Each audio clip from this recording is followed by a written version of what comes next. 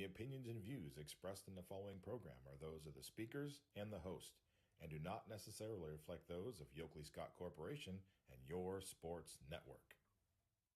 Yeah, I've been closer to Jesus before, so can you help me out? Oh, can you help me out?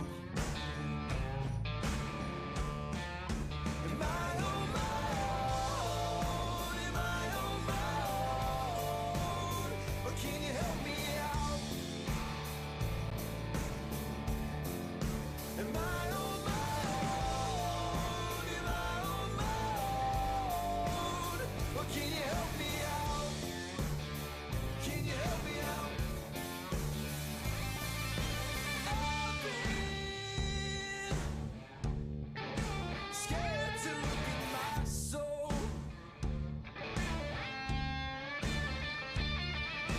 I've been afraid I would follow alone. Yeah, afraid of the things I've been told. What up? It's Monday, and hopefully everyone's Christmas went really, really well. It's Monday edition of Running Point on ysnlive.com, presented as always by the good folks at Greenwood Chevrolet on Mahoning Avenue in Austintown. Now, here's the deal, kids. If you're looking for a new or slightly used automobile, go to the franchise. As I've often said, there are three things that one needs to be a champion in the car business. You got to have salespeople that are second to none, a finance department that's going to make the customer very happy, and you got to have a service department just in case your car gets dinged up or you've got an oil change or, you want your customers to be smiling like my partner over here who's going to be hearing some wonderful things in the next couple of minutes, DJ Yoakley, who's wearing his Steelers gear, and why not? They won the East, or they won the AFC North yesterday. We'll get into that a little bit as well. Greenwood Chevrolet in Austintown has all three. They've got a great sales department, a great service department, a great finance department.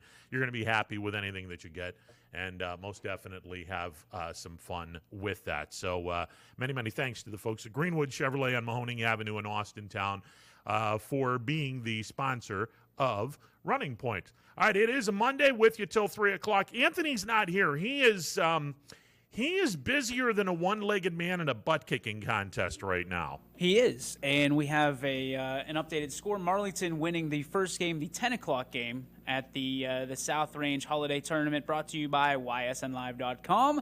They won 42-33. Mormon leading the Irish with 13 points. Scott having 10 for Ursuline. So that's a good Ursuline team. Is Anthony doing the rest of these games, or Sure is he taking the Hoban-Nordonia game off? No, he's doing all of them. Okay, so he's doing all four games. He and Brendan Miller. Next in line is Western Reserve in Salem. Starting 3 minutes ago. And then Hoban-Nordonia will kick off at about 3, and then South Range and Boardman is the last game of they don't do – the winners aren't meeting in the semifinals and then into the finals? They'll have a game. They'll have all slates tomorrow as well. Okay. So this will be keep fun. that in mind. Yeah, this will be fun. All right. The reason why DJ is smiling, the reason why he's happy because the Steelers won the North, and of course, and he should be. That was a, dare I say, a damn good gut check by the Steelers, who fell behind early to the Colts, and in a weird sort of way, Cleveland, you should probably be happy that the Steelers did win yesterday. Otherwise, your situation would have been a whole lot messier than it is right now. We'll get into that in a little bit. Mm-hmm. The reason why DJ is smiling, let us start with the genesis of this. This was, I want to say, while we were all kind of tap dancing, wondering what the hell we're going to be talking about because Corona was at that point at its highest.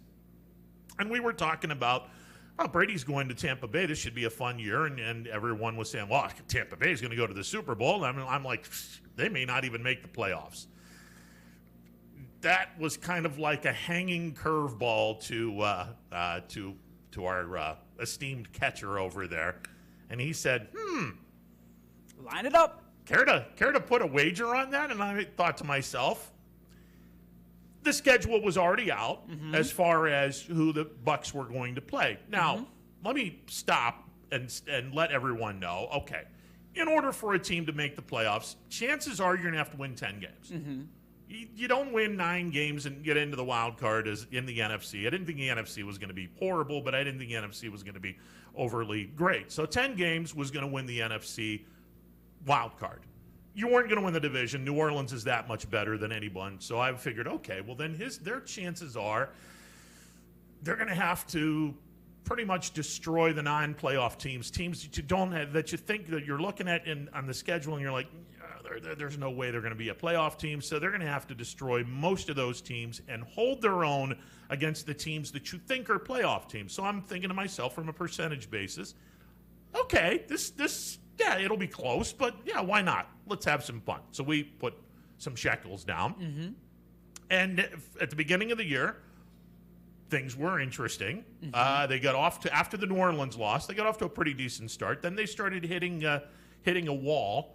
And I was like, okay, this is going to be close. It depends on what this team does against the non-playoff teams. Mm-hmm. Now, as it turns out, Tampa Bay is 1-5 against the playoff teams. Mm-hmm. And I'm thinking to myself, okay, if someone were to tell me at the beginning of the year they got 10 games against non-playoff teams, 6 games against playoff teams, and you're going to be 1-5 against the playoff teams. Mm-hmm. I got a good shot here because you'd have to go 9-1 against the non-playoff teams just to get 10 wins. I'm in a good place. Mm-hmm. Frickin' Brady's 9-0 against the non-playoff teams, to which I say, well done, sir, well done. That's okay. Hey, he got the job done against teams that you had to beat, and he beat them all. That's brilliant. Not so brilliant against the playoff teams, but I would kind of thought that was going to be the case. But god dang, you go 9-0 against non-playoff teams. Hey, you've earned the money. I might have to rewind the tape, but did I hear I was wrong in there? Yeah, absolutely. Because I underestimated this team. You underestimated one guy. I underestimated the team. I underestimated Brady. I underestimated their coach. I underestimated the organization. Look, and I was dead on screws right with what they're like against playoff teams. They suck against playoff teams. That's why they won't go anywhere. But you want to double down? But holy crap, is this team ridiculous against non-playoff teams. So if the season were to end today, Tampa Bay would play who? Well, they're the 5. That means they would play the crappy team in the East, whether it be Washington. So you want to double or the down? Giants you or whatever. Still feeling good that they're not going to do anything? I'm not going to double down from there. I'm going to say you better win 2 games. Why? I mean, you just told me out there they were 1 and done. Well, then I realized who they got to play. Although, interestingly enough, then this was kind of saved for later in the week. But since we're talking about it clearly since 2000, what was it? Since 2002 when the everything went north, south, east, west. Mm-hmm. All right, since 2002 or whatever year it was, there have been 4 instances where the team that wins a division is 8-8 or less. Okay. Care to take a bet on what their record is in the playoffs? Now, keep in mind they host a playoff game. Whether you agree with them hosting or not, by the way, I don't. But they host a playoff game because they're the 4 seed. Well, they won their division. I mean, they win their division, yeah. Even though Washington at the very best can be 7-9. They may not win the division. Actually, Dallas might win the division if they beat the Giants and the Eagles beat the Redskins. The Dallas Cowboys would win the division at 7 wins and 9 losses. Do you think that happens? Probably not. I think Washington beats Philadelphia. Which also, and we'll get into this later, interestingly, I keep hearing as a Steeler fan for the last 3 weeks, I keep hearing about how this Washington Redskins team is putrid. They're horrible. There's no reason. They're going to win their division if they beat Philadelphia. That's and interestingly enough, the Steelers are the most overrated team, and they got to be able to beat this team, and they should be able to. Listen, the Bengals, no reason for that loss, other than the Bengals get up for that game, and the Steelers didn't. Well, of course. And the Steelers were playing some really bad football. During and after the Ravens game, which was supposed to be Thanksgiving, and it turned out to be 6 days later, almost Christmas. Yeah. The Steelers have been playing bad football. Yep. Yesterday, a conversation in the locker room. They woke up just in time for Week 17, which circle on your calendar, the Cleveland Browns. And we're going to get into that as well. There is a myth running around that people are going to be resting their regulars. Let me just flat out kill that myth right now. Nobody's resting anybody. Well, unless they're hurt. While we were talking, I looked at the statistics of the Steelers in winning the division if it's locked up in Week 17, and Mike Tomlin has a tendency to rest his starters in Week 17 if the division is locked up. Now, given that there's so many things that could happen with this win, and it's the Browns, I don't know that you do that. How many times has a higher seed been in the mix with him resting his regulars? I don't know. That's like saying how many times have you practiced running on a Wednesday wearing a red hat? I mean, that you can get deep into the sabermetrics, but the reality is he does have a tendency to rest his starters. I'm gonna be very surprised if, knowing that the 2 seed is on the line, whether Buffalo wins tonight or not, the 2 seed is still very much on the line. I don't think it has anything to do with the 2 seed. I think it has more to do with you're going to see the regulars because they just got the train back on the tracks. Why would they try to? Well, that's the other thing. Disengage, and that's the other thing. You now need. Okay, we just got done doing what a lot of people thought no chance in hell they were going to beat Baltimore or Indianapolis.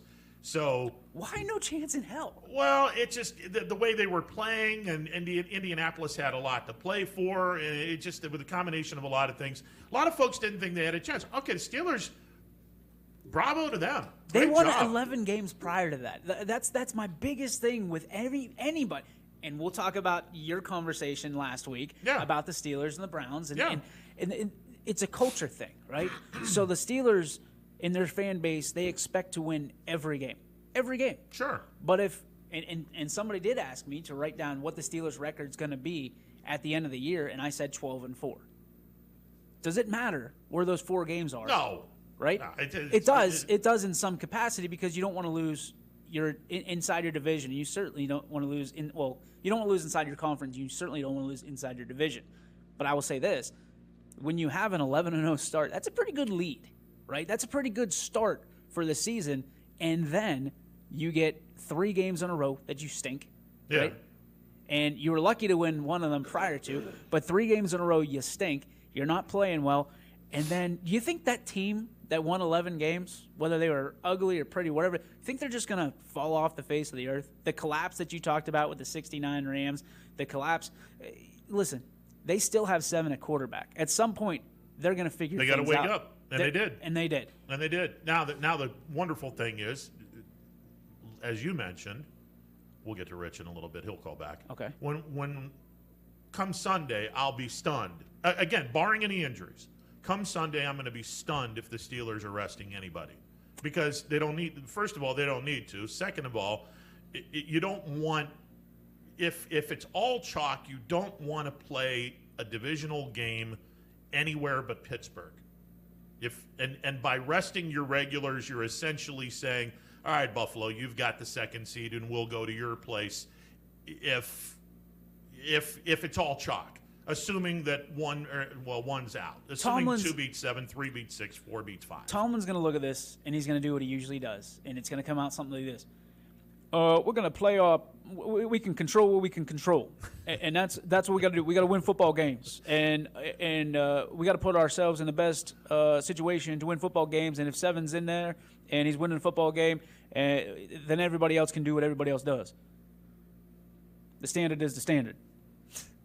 That's Mike Tomlin. That's my Mike Tomlin. Because here, at the end of the day, that they got to win the football game, and then they've got zero control over what else happens around them. Sure. 0. Yeah. Go beat the Browns. They're a divisional rival. Yep. Right? And you're 4-1 in the division. And my thing is, you've heard the chatter. Like we've sat back and as sports talk show hosts, we've heard the chatter of the Browns. We're back. We're going to beat up on Big Brother. It's our time. This is Cleveland's time. You're Dog gonna have check. to now.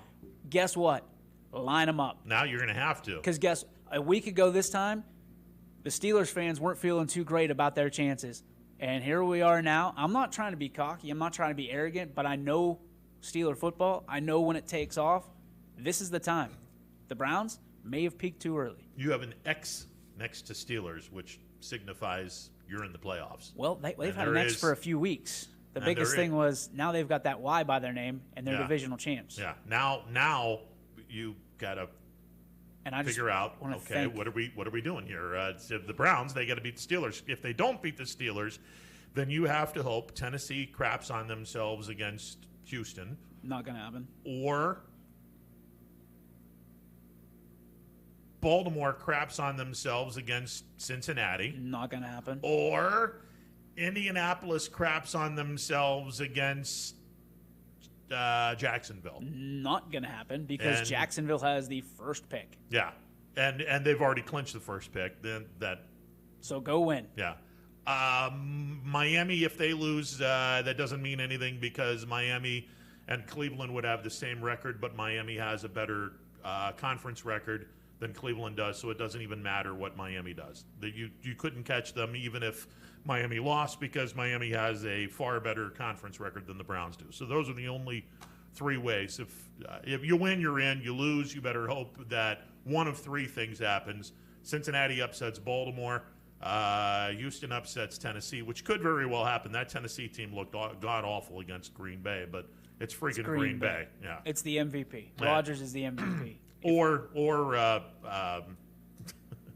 I can't even believe Indianapolis is not losing to Jacksonville. That's just, of course, then again, we all thought that Cleveland wouldn't lose to the New York Jets, and lo and behold. Who thought that?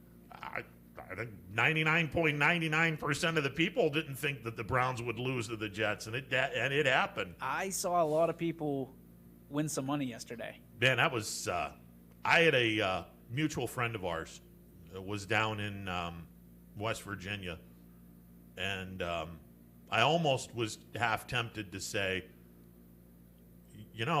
but you didn't. I didn't.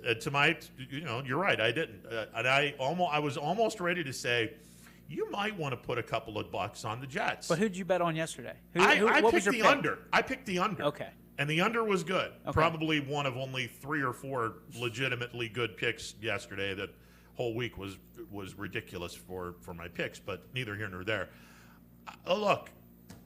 Can we circle back to Tom Brady? Yeah, absolutely. That was bottom third quarterback. Not this year. Not ever. Can we say not ever? No, absolutely. Yeah, absolutely. Okay. Yeah, I honestly thought Brady was old in his last few games with New England. The arm strength wasn't there. Everything was discombobulated. His game against Tennessee, the last pass that he threw was a duck. That wound up getting picked and ran back for a touchdown. And obviously, you look at this and you're going, oh, Jesus, he's done. You stick a fork in him. That's it.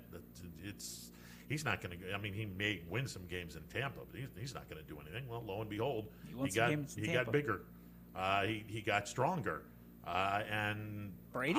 I underestimated another thing, and that's the power of not having to play in cold weather.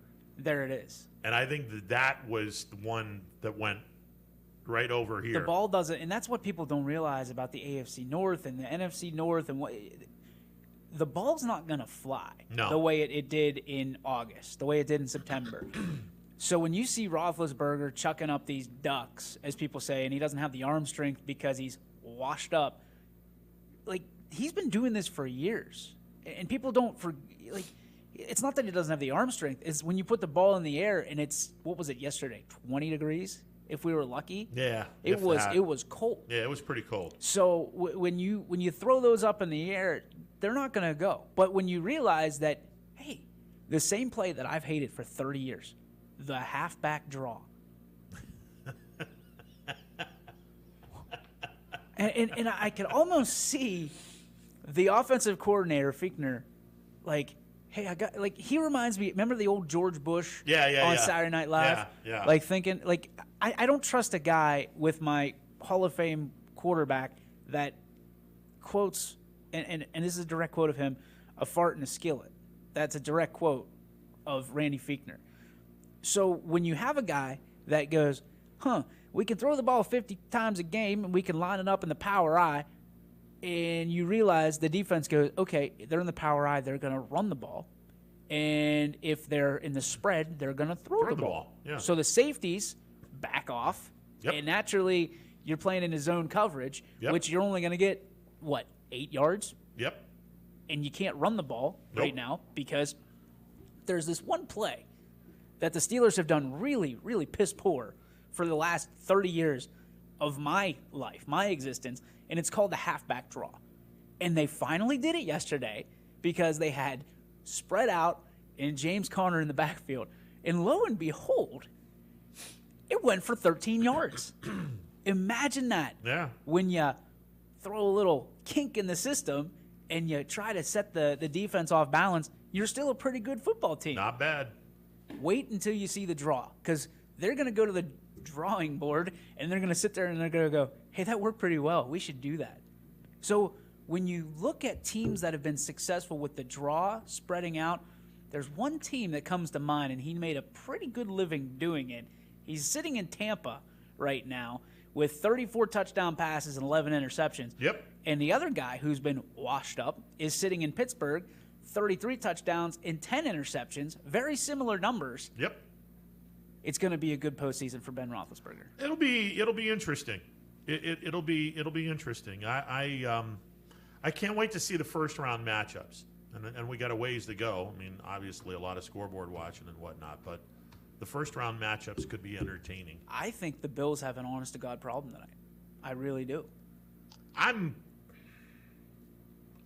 never trusted Belichick, and Belichick has always found a way to take someone out. Now, the thing I'm going to be curious about with Buffalo, they have not had Smoke in their lineup in the last 4 weeks. John Brown, who had one of the quietest 1,000 yards you'll ever get last year, but he takes the top off of this offense. When he goes long, that means Beasley and Diggs and everyone's going to be far less congestion. The offense works a whole lot better when Smoke is in the lineup. I'm not sure what Belichick is scheming, but he's going to do something that's going to really challenge this offense. I'm not comfortable with this game tonight for some reason. Would you agree with me in saying that Buffalo has not had an impressive victory since Week 9? No, I wouldn't say that at all. He beat a really bad Steelers team. Yes, but it was still an 11-win Steelers team, even though they really weren't playing great football. But the last impressive victory to me was Week 9 against Seattle. That was an impressive victory. The rest of them, junk. What, Jeff? No, I disagree. Who was their impressive victory? Come on, slide in. You can join us with your headband. Hold on a second. Which one's he in? Okay. Betos is on. He's got his Baker Mayfield headband on today. You look good, man. Thanks. I would highly disagree with that. Why isn't a good win over a 11-win Steeler team not an impressive win? Because they weren't playing very good. Like, if they played the Steelers... So if the Steelers were going in that game in Week 9 still undefeated and beat them 23-16, is that a still impressive win? Even if they weren't playing good going into the game? If the Steelers were playing at the Steelers' capabilities, I would say that's an impressive win. It's still an impressive win because it's an 11-win football team. Okay. Leading the division. You can look at that on paper and say, not even played well. Like, I don't think... why I disagree with you, the Seattle win is, like, not impressive, is because Seattle's secondary is trash. So that's not an impressive one because they haven't played well on defense all year till the last, 2 weeks. So what's the Steelers' offense? So the same point you're trying to make to me, I'm going to push back to you. I mean, that's an impressive Seattle team up and down the roster. Russell Wilson's a MVP candidate every year. Whether he ever wins it or not, I don't know. But I just disagree. I think they have more impressive wins. They don't win. I don't think the Buffalo Bills win, pretty, but they win. The Bills should have beat the Steelers. Now, if the Bills beat the Steelers by 20 points, 25. Yeah, but you're looking at you're still looking at a really good defensive team with the Steelers. Right, but it shouldn't have been even close. Well, it wasn't. It was 11 points. But it wasn't because your offense only scored one touchdown, and it was an, oh, by the way, we're late in the game and we're scoring a touchdown. So by that, the Cincinnati Bengals offense is outstanding because they beat us by 10.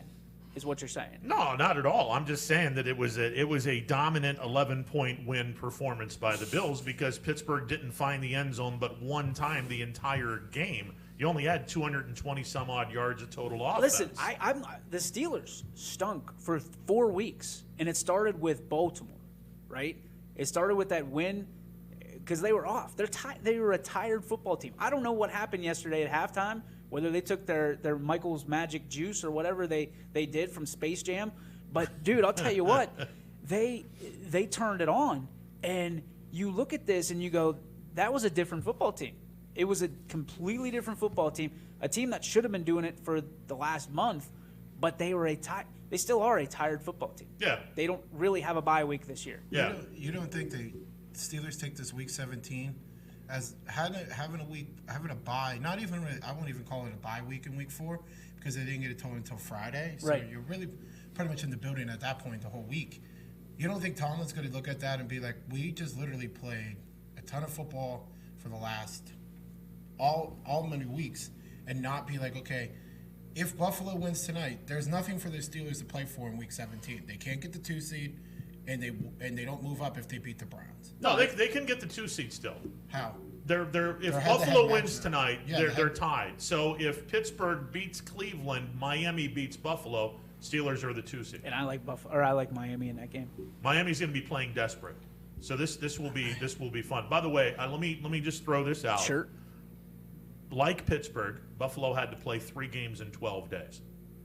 They played the 49ers on the 12th of December on a Monday night in San Francisco, kicked their butt 34-24. Where was their bye week? Their bye week was on the 22nd, the 2 weeks earlier.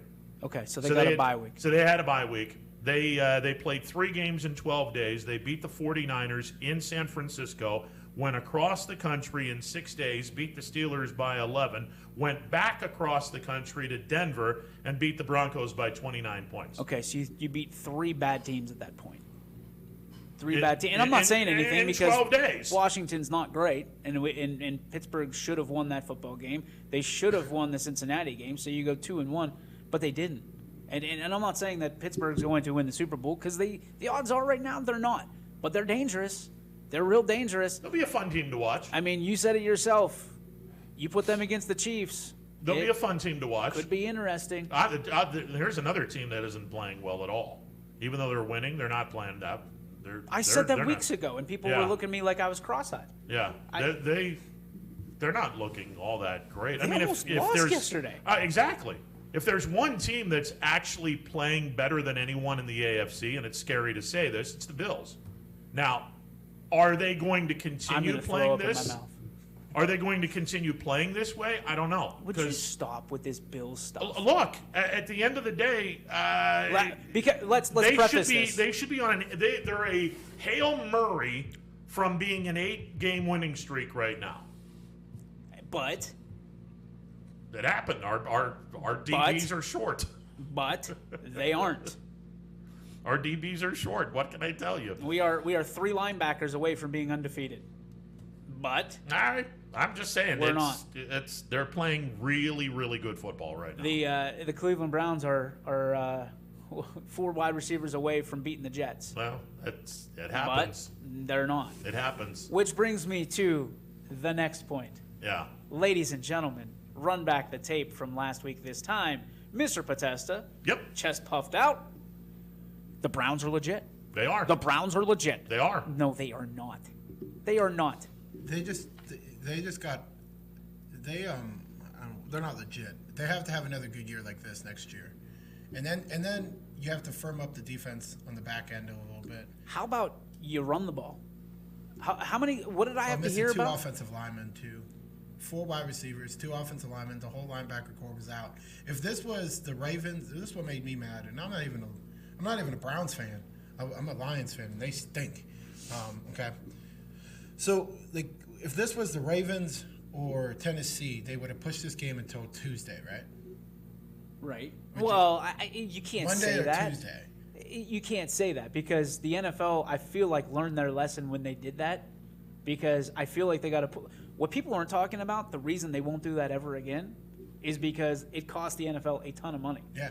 Because the networks went back and said these sponsors are not happy. Yeah. When you have a game on at 3:30, And that's ultimately who runs the show. That's what I'm saying. Yeah. So that's why I think tonight that the Patriots put up a big tussle for Buffalo, because what does that create next week, next Sunday or Saturday? Oh, there's going to be drama either way. But drama. Yeah. Little drama. Yeah, there's going to be drama either way. Which means the ratings are going to go well, through the roof. Now I'm going to be curious, and obviously around here we're going to be seeing the Browns and Steelers because we're in the corridor of Browns and Steelers country. I'll be curious to see which game gets the Tony Romo, Jim Nantz treatment.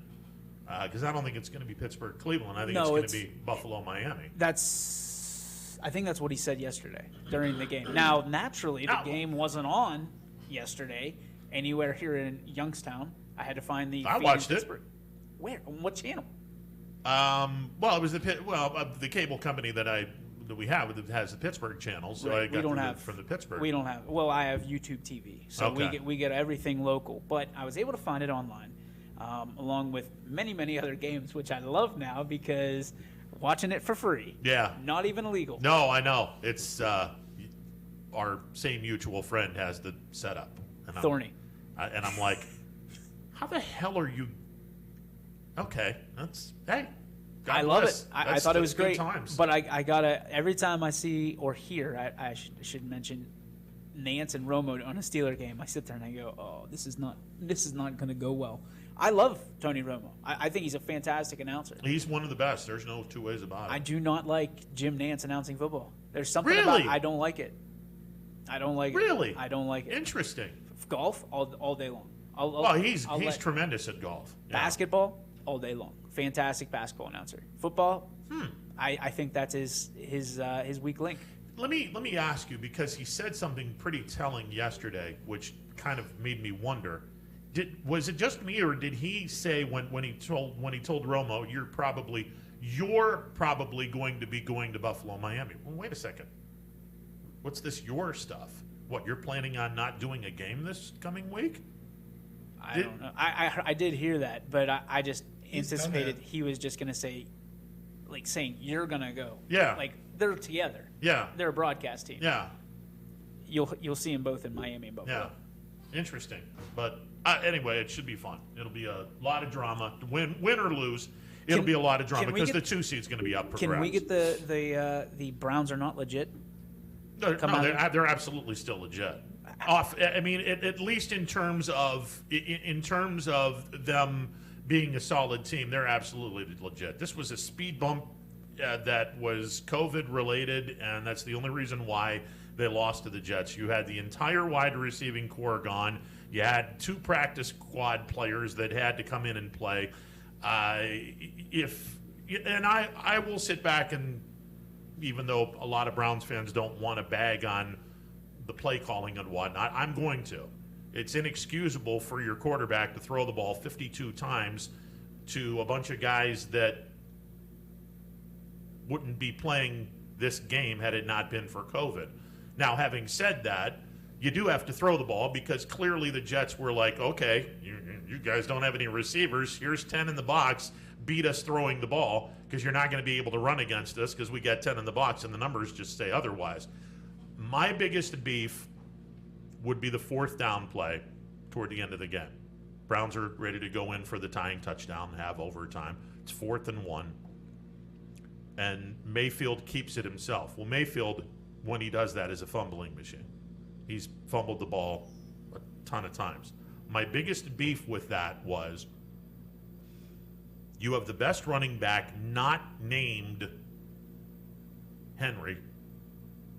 What the hell is he doing on the bench?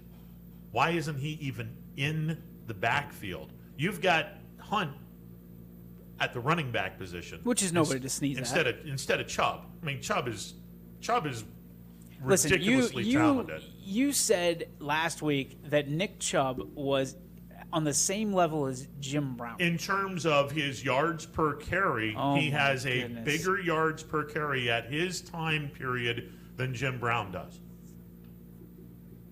I'm not saying he's as good. I'm not saying he was as good a running back. I'm just saying if you put in the first 100 games or whatever amount of games. I'm not saying Nick Chubb's not good. I'm saying that we're going to sit here and we're going to talk about the Cleveland Browns being legit and the Jets putting up how many points against them? 23. 23 points. And we're going to blame the running backs? And we're going to blame the receivers? How about the defense? It's the Jets. No, I agree. It's the Jets. Agreed. Hold them to 6 points, just like everybody else has. Except for the Rams. They're not good. Yeah. They're not good. And listen, if you want to be legit, what wins you championships in the NFL? It ain't your running backs. It ain't the 4 receivers you're going to have. It's what? It's your defense wins championships. Your defense. So the Browns fan, I watched it. I saw it on social media. I waited. I posted to my buddy Colin Cowherd a couple times in the last 24 hours. Yeah, by the way, nice cigar. It was a great cigar. Yeah. Great cigar. Yeah. All right. A Cuba Cuba. If there's anybody that wants to hand out cigars to YSN, Cuba Cubas are my favorite. But I will say this. Browns fans are so dizzied right now that they don't even know where to point the blame to. The blame solely on the defense. Your defense should have been in a meeting saying, listen, we got 4 guys out.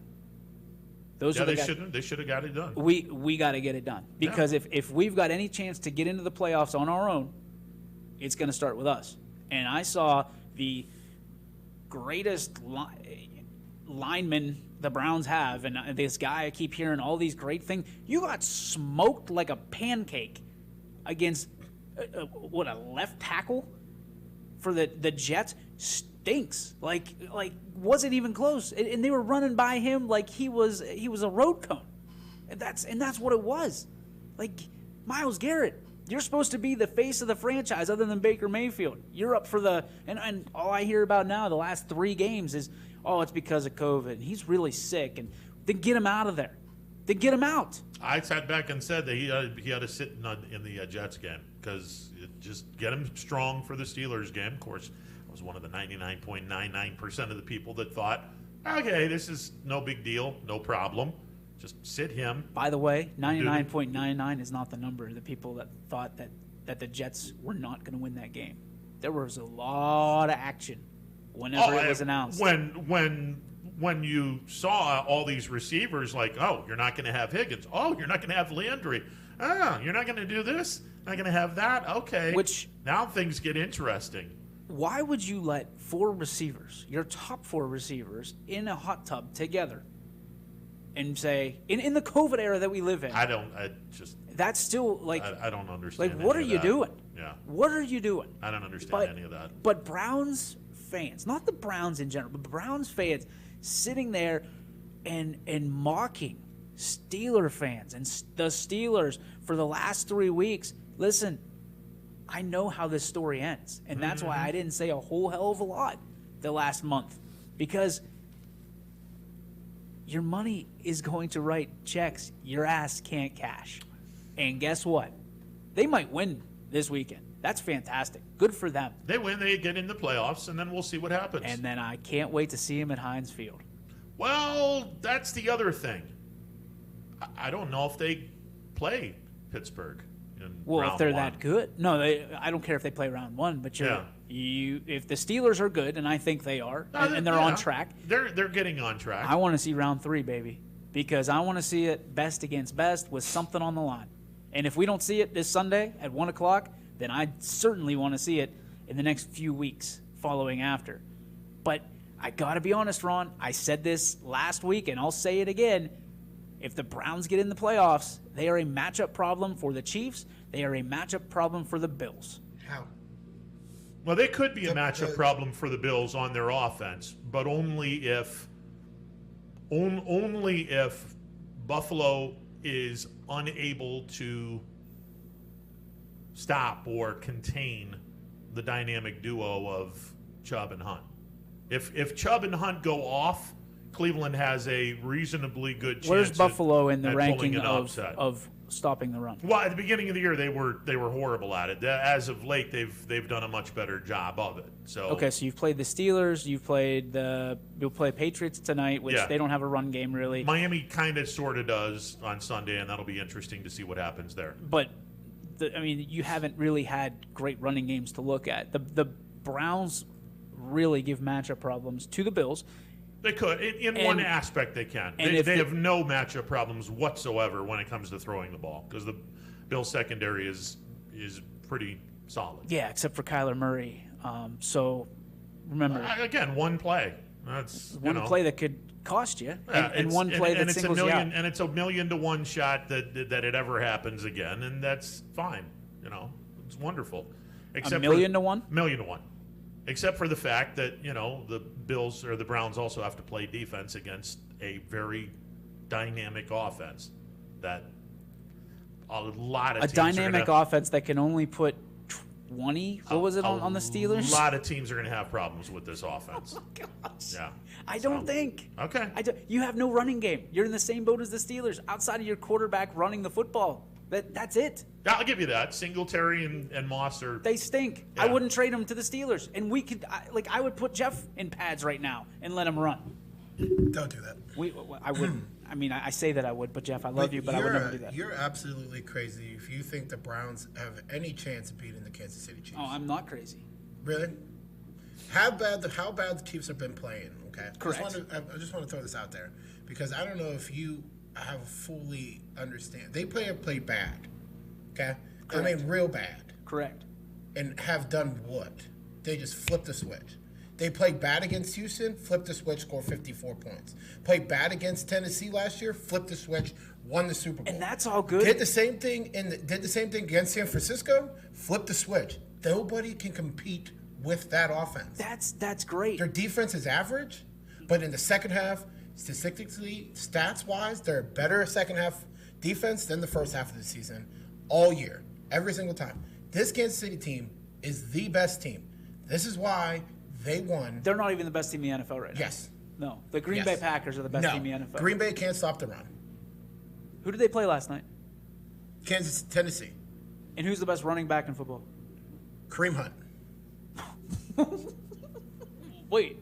Because I would give you Derrick Henry right now as the best running back in the NFL, but Kareem Hunt is definitely number 2. Over Nick Chubb? No, not Kareem Hunt. Kamara.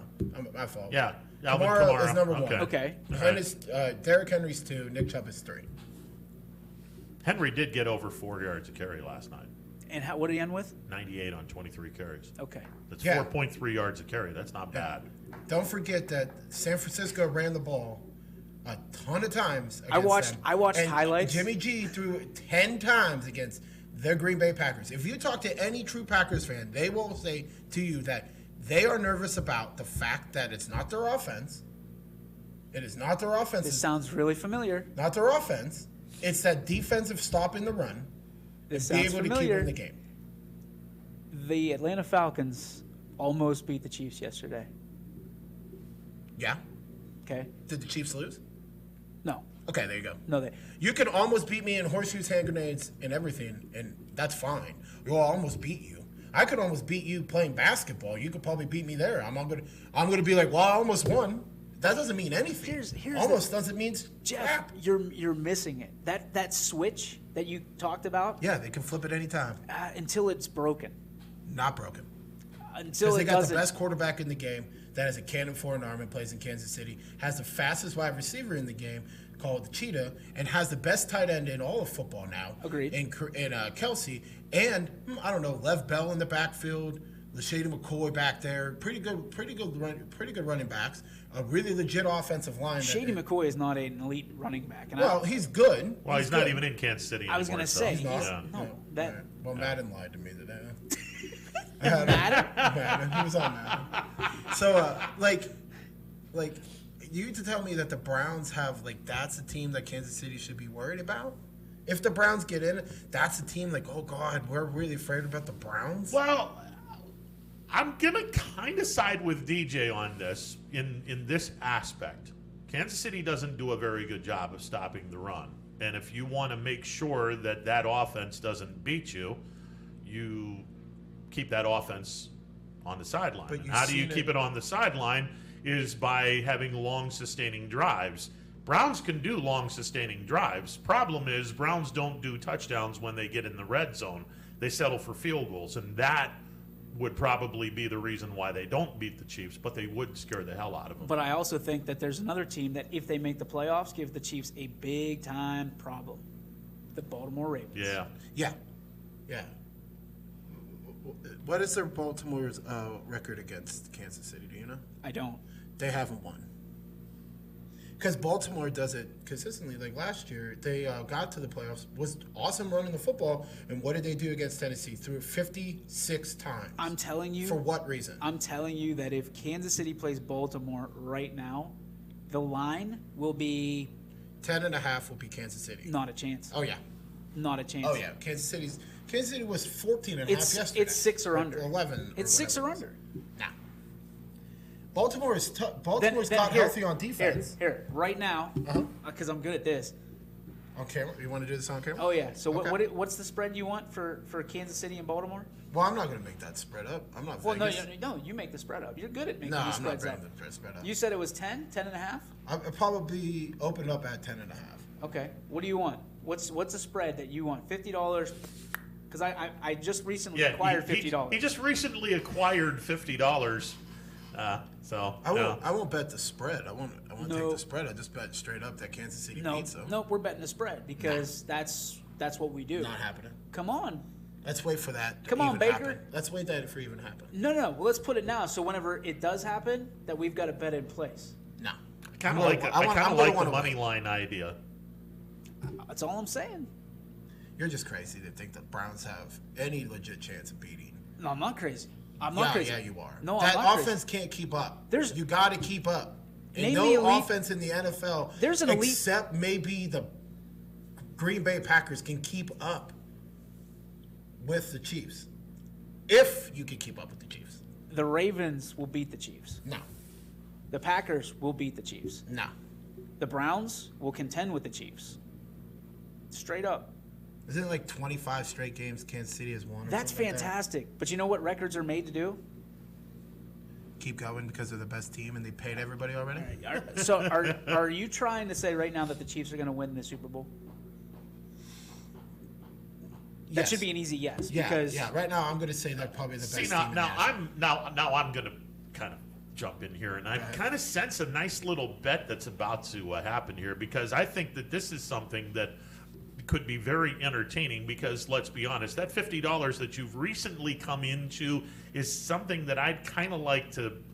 I'm sorry, I don't want to put myself into this. The person who lost this that you kind of wants it back, so. I don't think Kansas City is going to represent the AFC in the Super Bowl this year. Okay. I honestly don't believe Kansas City goes to the Super Bowl this year, Okay. even though they're the 1 seed.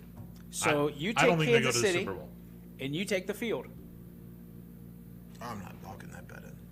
Why not? No. You're pretty. I just think you're out crazy. All I'm saying is I think you're crazy to think that the Cleveland Browns have a legit chance. My dad's a Browns fan, and he will sit right here and tell you to your face, dude, you're crazy. Did you watch that yesterday? Yes, Did you I watch did. it yesterday? I did. Did you watch against Jacksonville? I did. Okay. They come out hot, and what do they do in the second half? On 3rd and 1? Listen, On 3rd and 1 with Nick Chubb, but they throw it? I'm telling you. You think Spansky or whatever his name is close enough? You think he's reliable? Stefanski. Stefanski, whatever his name is. You think he's reliable? Yes, I think he's one of the No. best coaches in the game, if not the Right coach now, of the year. yeah, right now. But you just knocked him and you just turned Yeah, because completely face. the whole fact of his play calling. Dude. I watched the game yesterday. All right. It's my headache. So here's my I'd rather bet the thing. Yankees because I know them. I don't know Kansas City. I know Kansas City, but I'm not betting the NFL. But you're gonna sit here and pound your chest like somebody I know, not naming any names, Why are you looking at me like that? Come on now. and tell me that Kansas City is the best team in football. Yes. Put your money where your mouth is, homie. Take Kansas City, and one of us, I don't care who, will take the field. And we'll put 50 on it, and there it is. Friendly wager. Well, I think it's to totally be fair. We have to split this where we're both 25. No, I mean, I'll do a separate bet. You can have this one if you want it. All right. Well, He wants the field. You want Kansas City. Are we talking the field AFC, the field? No, or the are field we is talking anybody that wins the whole championship yeah. other than Kansas City. Okay, because I don't even think I will take it even a step further. Kansas City does not go to the Super Bowl this year. See, I would take that. I'd take that bet all day. I'd take a $50 bet that Kansas City represents them in the Super Bowl. What are they in the AFC? Yeah. Okay. You don't even know what conference they're in, Jeff? I'm in the total opposite. I'm in the NFC. I'm with the Lions, dude. Don't forget, they gave up 47 points and it scored 7 on a punt return. Okay, so you just said we're in the fourth other one. Was it a conference. punt return or was it a? It was a punt. It was a punt return. That's his 4th of the year. He's only a rookie. Yeah. The kid's good too. Not bad. Represents the AFC. Field AFC. Okay. You heard it. We got witnesses. Yeah, yeah. Poe, who do you think is going to represent the AFC? I don't think Buffalo. Kansas City will. I'm not Buffalo ready to Bills? say who. Well, but, you don't have to say who, but I don't think Kansas City's going to represent the AFC. that's interesting. That's interesting. Because I think they're the crown jewel of the AFC. Now, I think there's going to be teams that test them, but I still think they end up winning the AFC. We'll see. I don't think they win the Super Bowl. I think the Green Bay Packers win the Super Bowl. They're too good. I don't trust that defense. They're too And I good. love Pettin. I do. I love Mike Pettin, and I think that he's really good at what he does. I just don't trust that defense. I would love to get off the Buccaneer bandwagon right now that my $50 has been sealed up. Yeah. Uh, Yeah. I don't see them winning a Super Bowl. I don't think they're that good to win a Super Bowl. Well, and I was going to say they're the 5 seed. Right now, they're the 5 seed. If they were to stay the 5 seed, they play the winner of the NFC East. And circling back to where we were, and we're 51 minutes into the show. Now we finally circle back into it. 4 times since the NFL went 4 divisions, where a divisional winner has been 500 or less, either 8 wins or fewer.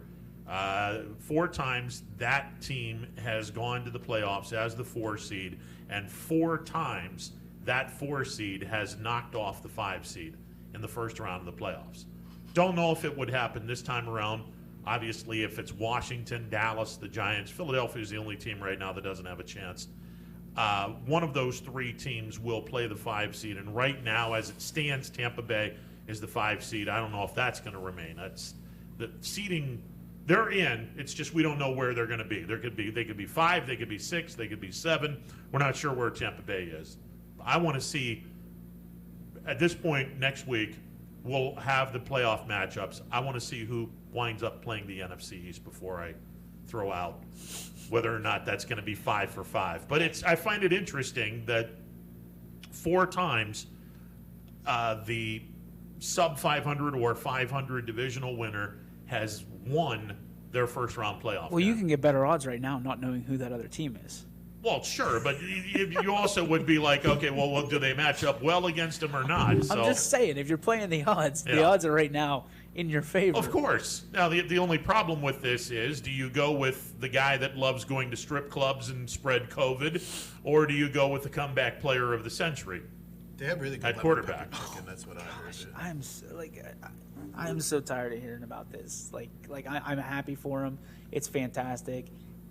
Again, it's a Disney story. That's it. That's all there is to it. Comeback player of the century. Come on. Dude almost died. Okay.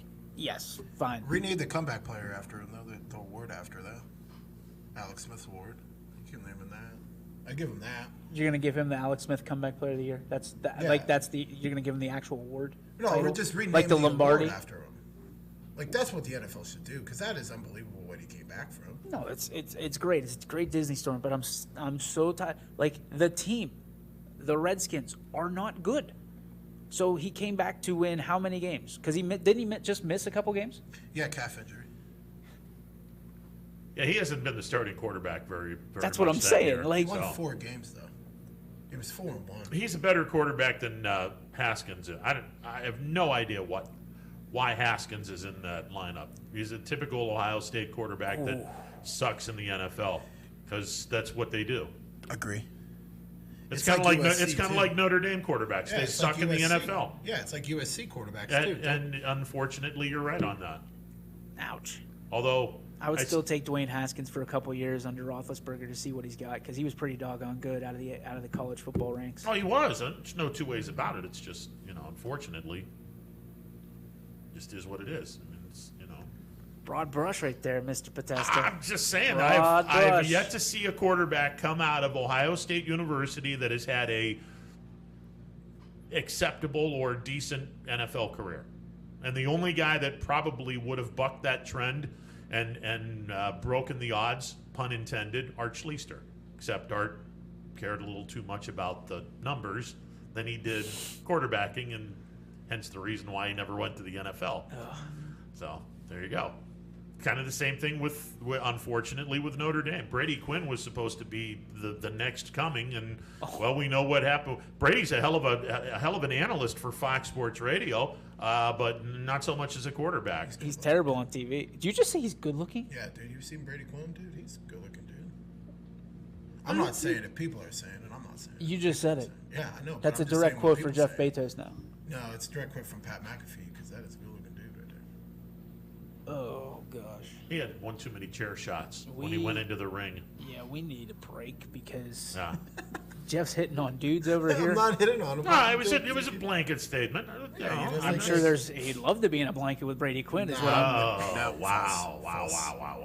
Don't spread My those goodness. rumors See, you're going to be right now, okay? spreading rumors around like Chill that. out Come there. on now. He's a good-looking man. Yeah. Why would you say that? He is. Hey, he's cool with his masculinity. You can say someone's handsome, He's got a headband on, and now he thinks he's taking over the world like Baker Mayfield. He woke up feeling dangerous. Let's just put it that way. Well, at least I could say 9 things about your quarterback, but I won't say it Go because it's ahead. a family show. Go ahead. He found Jesus. He did. He did not find Jesus in the second half. You know what he found?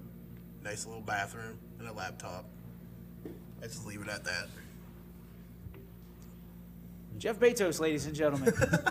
defense 101. Huh. Oh, this is what they're doing. Okay, now I'm ready to go, coach. That's what the laptop was for.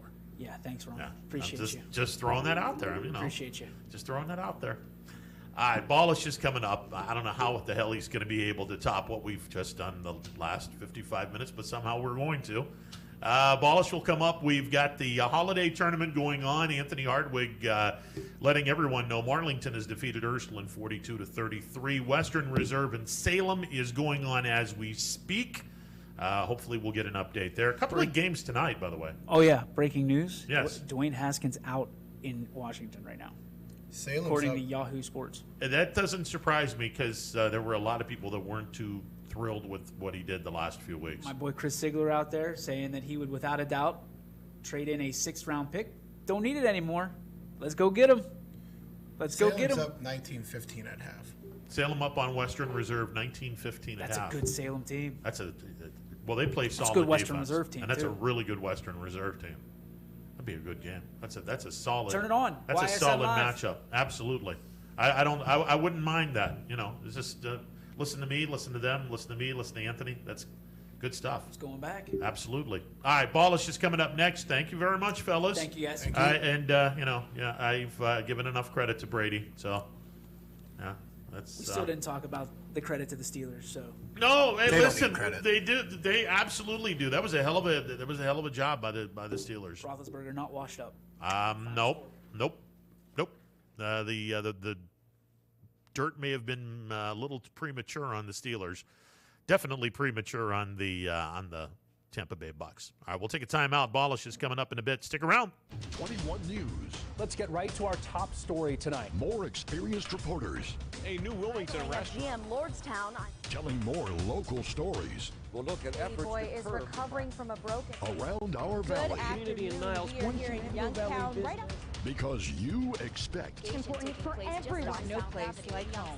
more local news. In Mercer County Before Court. they become life threatening. 21 News is our valley's #1 local news. Welcome home to a home made homier with Baird Brothers Fine Hardwoods. Inspiration starts at BairdBrothers.com and is turned into reality when high-quality hardwoods are delivered right to your home. Baird Brothers has the latest design trends, shiplap and skinny lap interior siding, antique oak rustic flooring, and, well, you'll find them all at BairdBrothers.com. Ordered easily, delivered conveniently, enjoyed comfortably. BairdBrothers.com. Attention football fans, order Coca's Pizza tailgate package for only $54.99. You'll receive 24 slices of our delicious cheese pizza, 20 jumbo wings, and 2 of our famous foot-long pepperoni rolls. Coca's Pizza, we serve it hot. Hi, this is Tommy Clem, owner of WRS Insurance Solutions. WRS Insurance Solutions is a local independent agency that specializes in life, Medicare, long-term care, and disability products. Call us at 330-953-3722 or visit us at wrsinsurancesolutions.com to learn more. Good luck to all the student athletes in the Valley. Your Armstrong services are more important than ever. There are more and more connected devices in the home these days. To get the most out of your experience, you need a network that is always getting better. You deserve superior performance, and that's what Armstrong offers every day. Whether you're working from home, enjoying your favorite content together, or simply catching up while apart, count on Armstrong to keep you connected to what matters most.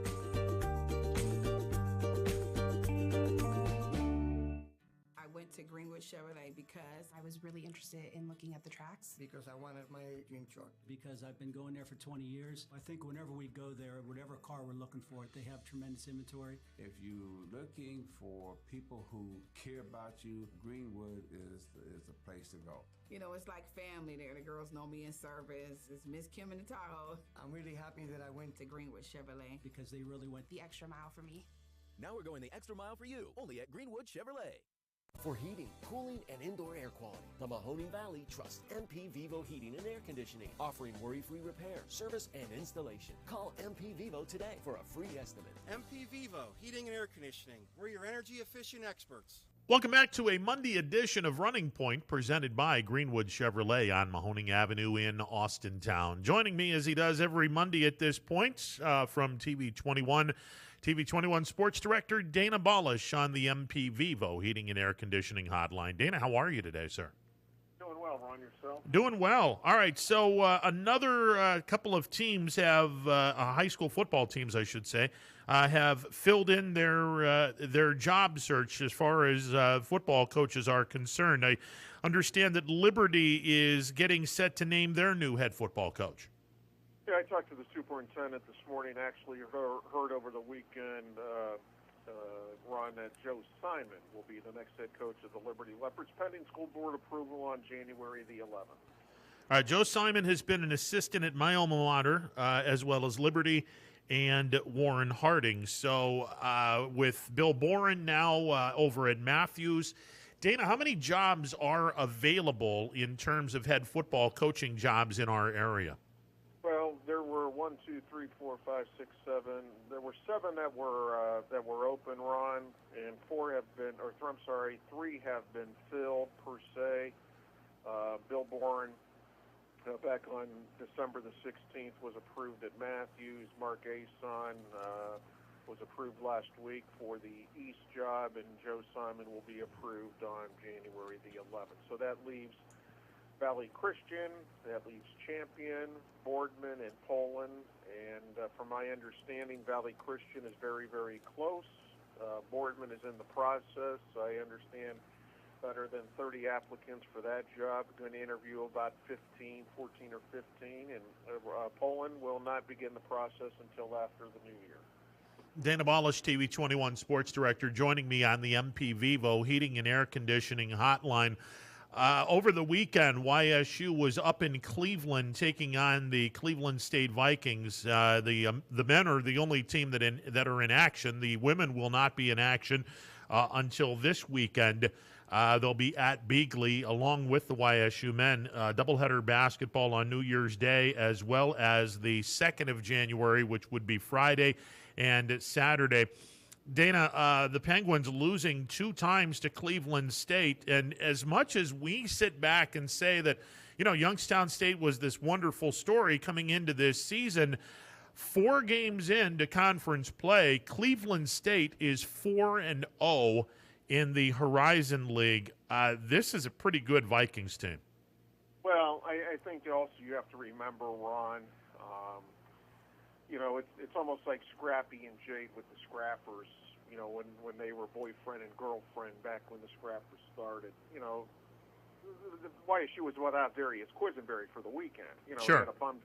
So, I think that played into it a little bit. I mean, you had to change some things. I just hope this isn't a nagging injury where, Quisenberry is out of the lineup for an extreme period of time. But, I think that's got to be wavered into the factor, that he didn't play. And again, he's one guy, but he's the catalyst. He's the point guard. He's your leader. He's your leading scorer per se.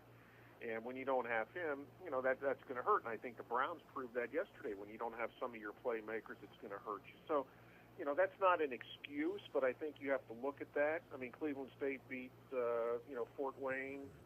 And again, that game was scheduled, that series was scheduled very, very late because of some COVID issues with Fort Wayne's opponent to open up league play. So, Dennis Felton has done a great job at Cleveland State. They got the Hodge kid in, who has really, really lit it up in the first 4 games. And keep in mind, Ron, this is a Cleveland State team, that lost to Ohio State by 6 down there. So, you could, everyone looks at numbers and compares scores, but that's the one score that stood out to me. I mean, I knew YSU would have to play, a good game.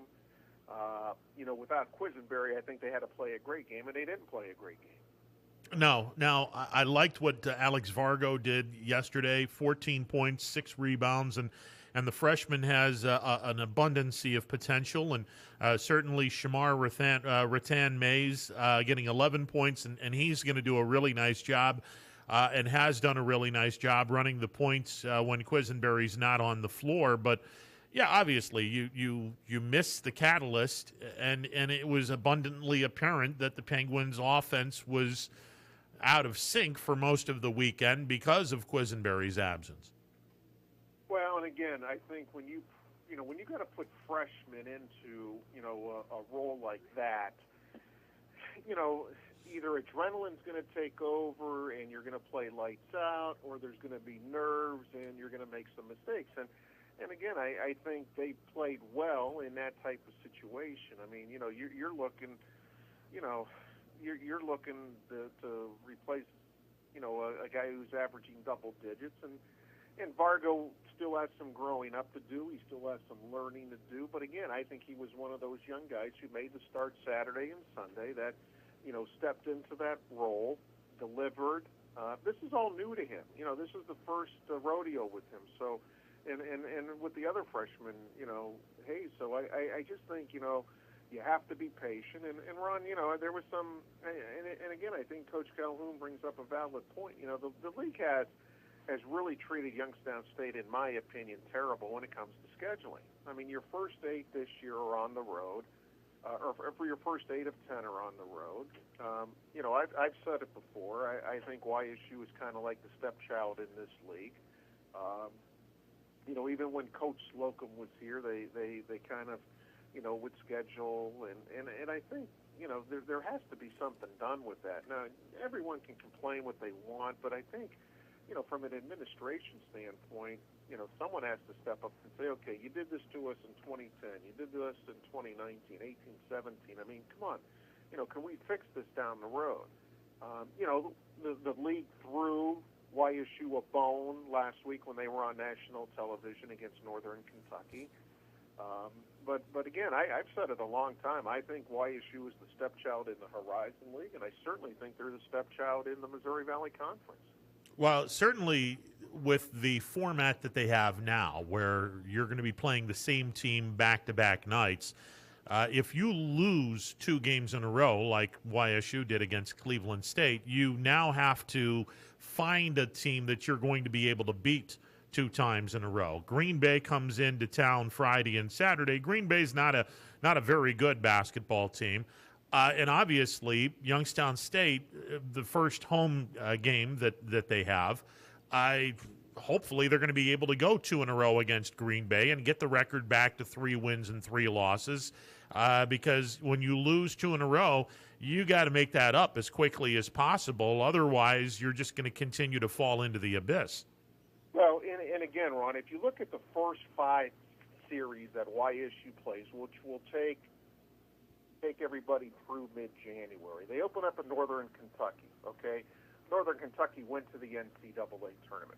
Then they go face the Cleveland State team that you knew was going to be pretty good, okay? Now they're home to Green Bay against a subpar Phoenix team. Then you're going to Wright State, who's, the preseason pick to win it all. And then you go to Oakland, where it hasn't been easy for YSU. So, again, 2 of your first 10, and arguably against 3 of the better opponents in the league are on the road. And, again, I think that speaks for itself. I think, look, someone has to step up who has some authority, in my opinion, at Youngstown State and go to the league and say, hey, look, and this isn't because they lost. I mean, you look at the schedule, you just got to say, come on, you got to give us a break somewhere. Then in mid-January, you're home to UIC. Then you're home to Detroit, okay, on back-to-back weekends. Then you're going to Robert Morris, okay. Then you're home to Purdue, Fort Wayne, and IUPUI. The back end of the schedule, you're going to play 8 of 10 at home, which is a good thing. But I think there got to be a better way of doing this. And this is done. I mean, you can't change this. But I think, for future reference, and the same thing for the women. I think, whether it's Calhoun and Barnes or Strollo, I mean, I think someone just has to say, hey, you know what, you put us on the road to open league play, 5 straight years or whatever it is, can we work on that a little bit? And I don't think that's asking for too much. 21 Sports Director Dana Ballas joining me on the MP Vivo Heating and Air Conditioning Hotline. YSU AD Ron Strollo has said no fans are going to be allowed at Bigley for the first 2 home games, conference home games of the year. So when YSU's men play Green Bay January the 1st and 2nd, the women, I'm not sure who they're playing. Nobody will be at Bigley for either game on January the 1st or either game on January the 2nd. Dana, have we heard from YSU AD Ron Strollo in terms of where this policy is moving forward? Well, I talked to the league last week before Christmas, and I called the league and says, hey, kind of where are we at with this? And they says, the university presidents will discuss it. Hopefully they're doing that sometime this week. But the first 2 games, when the men host Green Bay and the women host Wright State this weekend, there will be no fans. But everyone is hopeful that could change. Now, people are probably wondering, well, why was there fans for the first couple of games? That's because those were non-league games, okay? So the Horizon League is going to step in and say, okay, here's what we need to do, and go from there. And I don't know if it's a simple majority vote, if there's a percentage of it, Ron. And again, I would hope we would have some sort of announcement this week or early next week just to say, okay, for the rest of the season or the month of January, this is what we're doing. But, there were no fans at the Wolfing Center. You have to create your own energy. YSU will kind of have to do that this week against Green Bay. The women will have to do it against Wright State. And, see where the chips fall. But I just think, this is something that, the league's going to have to make a decision on. And again, Ron, I would expect it to be sometime this week or early next week with league games now, the rest of the way out. Dan, a couple more things before we let you go. The girls are playing a holiday tournament at South Range, and I'm sure there's going to be some games, not only today, some games tomorrow, some games on Wednesday, probably not Thursday and Friday, a smattering of games on Saturday, and then January the 4th, it's expected that everyone's going to start getting into high gear.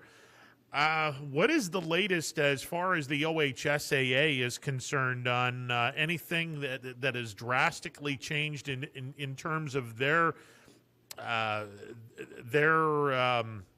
stance on people in the stands and just anything in general in terms of how we're going to be handling the winter sports? The OHSAA has no control over the people in the arenas. I mean, that's an order from the governor, Ron. That's a health department order. 300 or 15% or no more than 300, whichever is lesser, is allowed. So that's not going to change. I don't think that's going to change, for this entire season. at least in the regular season. So that the OHSA has nothing to do with that. That's all through the Department of Health and the governor's office. I think that will stay the same. I think if the numbers would somehow trend down a lot, come tournament time, at least in the regionals, you may see some changes, or you may see it reversed and say no fans. But I think for the foreseeable future in the regular season, the order's going to stay there, 15%, and then it's up to the schools what they want to do. I mean, the schools, that's just an order, okay? The schools can say no, but the governor has reiterated, hey, at least the kids are playing, and parents should be allowed in. And I think most schools are going to go with that. I mean, Trumbull County has the green light for basketball to start. There's some Trumbull County teams playing this week. Some jumped on it last week to play, and I think after the new year, a week from today, it will be full steam ahead. Just how long it goes, Ron, I don't think anybody has that answer. Dana, before we let you go, the Browns laying a gigantic egg in the Meadowlands against the New York Jets. Now, having said that, they're without their entire receiving core. They lost a couple of offensive linemen, lost a couple of role-playing linebackers. Nonetheless, 23-16 loss to the New York Jets, and now the Browns essentially have to win on Sunday against the Steelers in order to qualify for the playoffs. Now, they could lose, but they would need a couple of things to happen if the Browns were to lose to Pittsburgh. But we've said it. If the Browns want to be productive and want to take the next step forward, you have to be able to beat either big brother on the block. And they went 0-2 against the Ravens. They get their shot against Pittsburgh, and a win means that the Browns are in the playoffs. Well, and again, Ron, look, I don't know if there's any team out there, with the exception of the 72 Dolphins, that didn't have an off week. And again, it's a long season. And again, there's no excuses. This game was a concern. It was a concern of mine, when I heard the news on Saturday. You knew the Jets were going to come out and play a lot better than what they've played after the win, especially on the road, against Los Angeles. The Browns have to win. Well, they don't have to win. That's the simplest way to get in. They could also get in if Indianapolis loses to Jacksonville. That's not going to happen, in my opinion. They could also get in with a loss, if the Titans lose to Houston and if the Dolphins and Ravens win. And the Dolphins are playing Buffalo, and the Ravens are playing Cincinnati. So, you just don't know. Basically, in my estimation, the playoffs begin this week for the Browns. If they beat Pittsburgh, then they deserve to get in. If they don't beat them, then they probably won't get in and don't deserve to get in. But that takes nothing away. At the beginning of the season, if someone would have told me the Browns had 10 wins and would be playing for a playoff spot in Week 17, I think most people would say, I'll take that. And, they had a couple, yesterday's loss was the worst. The loss against the Raiders is one that's going to sting a little bit. That's going to be, brought up. The one against the Ravens, the one on the Monday night. Those are two games, and if things happen right, instead of sitting at 10-5, you're talking a team that is 12-3. But that's not the way it works. You go out to play the game. So if the Browns play the game they're supposed to play and beat the Steelers, and I don't think the Steelers are going to rest many people. There's already been that talk. But because they're still playing for the number 2 seed. So I think if the Browns have enough in the tank, and if they can get the win, then they deserve to get in. If they don't get the win and they back their way into it, that's just the way things happen. But I think this was an opportunity for them. Look, they laid an egg. Every team has laid an egg, some more than others. And I like Stefanski. He says, look, because of who was not playing, that's no excuse. And he's absolutely right. These are NFL professional players. And, some are more talented than others, but I like what I heard from him yesterday. I think he's hit it right on spot. That's not an excuse. there's no excuse at all. I mean, these are pro players, and they get a paycheck every Monday because they're NFL players. So, can the Browns beat the Steelers? Absolutely. Do the Steelers have some momentum? Sure they do. But that's why you play the games. And I guess, Ron, the simplest thing to say is, for the last X amount of years, this time of year, you're always talking about, okay, who's going to be the next head coach of the Browns? And this year, you don't have that conversation. And I think that's a plus. Yeah, absolutely. Absolutely. Although I wish that I had an opportunity to cover the game, because the question that I need to know, and I think a lot of people need to know, 4th and 1, and you don't have your best running back in the lineup in the backfield when Mayfield calls his own number and ultimately fumbles the ball. How do you not have Nick Chubb in the backfield and not giving him the ball on 4th and 1 with the game on the line? I don't understand that at all. And again, Ron, I've been asked that question, and this is only my opinion, okay? It's 4th and inches, okay? It's less than a yard. You're talking 6 inches, okay? It worked twice. It worked twice for Mayfield, called his own number. Now, let's just play devil's advocate here, okay? Let's say they hand the ball off to Chubb, and Chubb is knocked in the backfield. The question would be, it worked twice. Why didn't he just sneak it? No, you're right. So I have no problem with the call. The problem that I have is Baker's just got to protect the football, and that's something that, he didn't do yesterday, and it's something that, and again, I don't know what it is, I mean, at Oklahoma, I mean, he really never had to worry about that because he was always rolling out. And did the Browns hide some things yesterday? Absolutely. I think they did.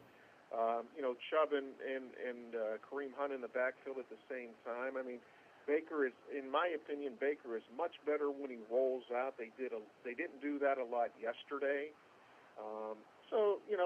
And again, I understand they were playing with a limited playbook probably, but you still had some, tight ends who have been there. I mean, Hooper had a couple in the breadbasket and dropped them. Njoku, except for the, a couple of games this year, has been a disappointment in my mind.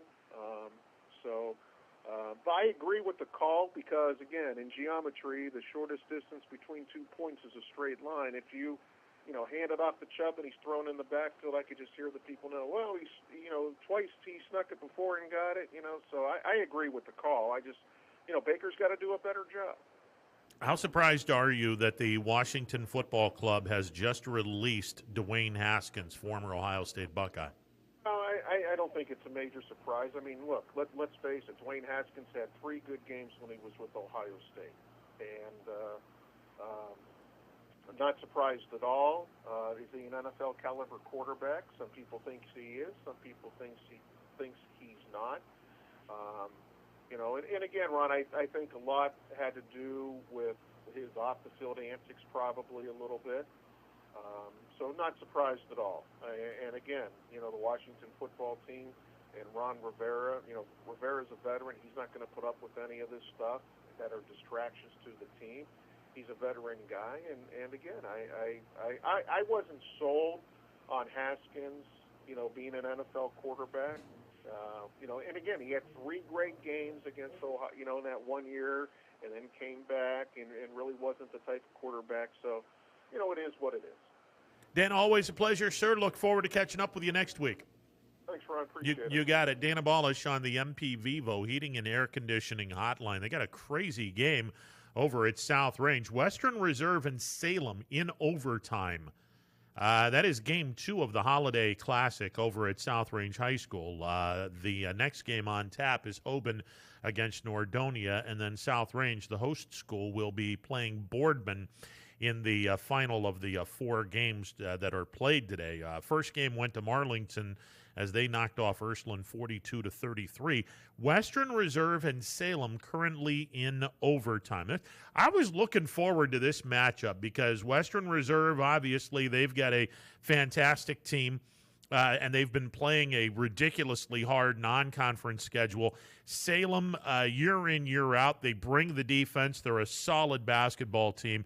Not surprised at all that those two teams, I should say, the ladies are playing free basketball as they are in overtime, Western Reserve and Salem. Again, the news that broke, Dwayne Haskins flat out released by the Washington Redskins, the former Ohio State quarterback. Apparently, the Redskins did not want any more shenanigans, so they just flat out released him today. Crazy. All right, we'll take a timeout, open up some the phone lines. The MP Vivo Heating and Air Conditioning Hotline open for business. 330-886-0813. That is the number to call. 330-886-0813. When we come back, I got bad news for Browns fans. Steelers aren't going to be resting anybody. I don't know where this myth started. I'm going to tell you right now, the Steelers are not going to rest anybody because there is something that is on the line that is pretty large, and that's the 2 seed. And it doesn't matter what Buffalo does tonight. Win or lose, that 2 seed is not clinched. Whether the Bills win tonight or lose tonight, the 2 seed isn't clinched. That 2 seed is going to come down to the last game of the year. And I don't see where the Steelers are going to be resting anybody with a 2 seed still on the line. And let's be honest, you want to have that potential second game in your stadium. You don't want to travel. That's why I think unless there are guys that are dinged up and need the break prior to the next week, which is the first round of the playoffs, nobody's going to be sitting. That's just not going to happen. Same thing with Buffalo. Dolphins fans that think the Bills win or lose tonight are going to be resting some players. Hell no, they're not going to be resting anyone. Unless they're hurt, nobody's getting rested here because that 2 seed is incredibly important. It is incredibly important. You want to have a second home game. So we'll talk about that and take some phone calls as well. 330-886-0813. We're back in a bit. Hello, I'm Greg Burbick with G. Burbick Farms. For the last 100 years, my family has farmed in Columbiana and Mahoning counties. I began raising cattle in 1996 with the goal of providing a better product for you and your family on the dinner table. Our grass-fed and grain-supplemented Black Angus beef are raised with no hormones, steroids, or antibiotics. We're known for our hometown-friendly service and incredible tasting products. We're locally owned and have customers across the tri-state area. Our products go from our farm to your family. Stop by our farm on New Buffalo Road or visit us on the web at gburbickfarms.com. Don't forget to like us on Facebook. G. Burbick Farms, it just tastes better.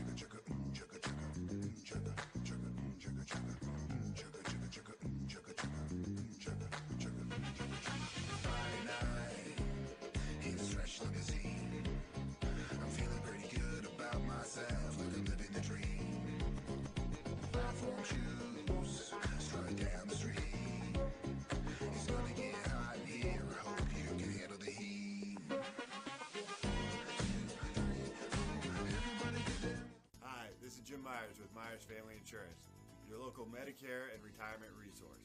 We're excited to have sports back. Whether you're on the field or cheering from the stands, sports unifies communities and brings hope for the future. We're all one team working together. At Myers Family Insurance, we know the importance of a great team. Our team continues to grow to help you with your Medicare and retirement needs. The annual election period is October 15th through December 7th. Now's the time to make sure your plan continues to meet your needs for the upcoming year. Call today. WRS Wealth Advisors, the area's premier wealth and retirement specialists. Located on South Avenue in Boardman. Welcome back to a Monday edition of Running Points presented by Greenwood Chevrolet on Mahoning Avenue in Austintown. If you're in the market for a new or slightly used automobile, check out the good folks at Greenwood Chevrolet on Mahoning Avenue in Austintown. They've got a great sales department, a fantastic service department, and an incredible finance department. Add all three of them up, you get a very, very, very good dealership that screams for your business. So do check out Greenwood Chevrolet on Mahoning Avenue in Austintown. MP Vivo Heating and Air Conditioning Hotline open for business, 330-886-0813. That's 330-886-0813. Now, I'm not going to slam Stefanski or anyone in the organization in terms of what happened yesterday. Look, what happened yesterday was COVID-related, and it is what it is, and it couldn't have picked a worse time. But the fact of the matter is you're down 4 receivers, you're down 2 offensive linemen, you're down a couple of linebackers. It happens. It just happens, and unfortunately for the Browns, it happened at a really crappy time. Now it's time for Cleveland to finally step up and say, all right, if you're going to be a playoff team, you got to knock off Big Brother.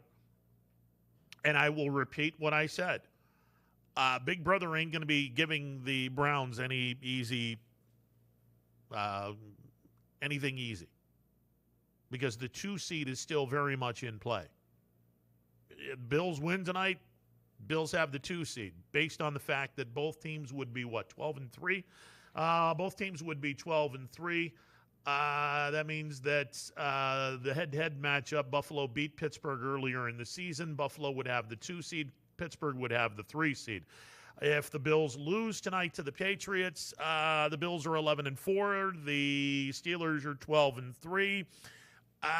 You're still not locking up your 2 seed.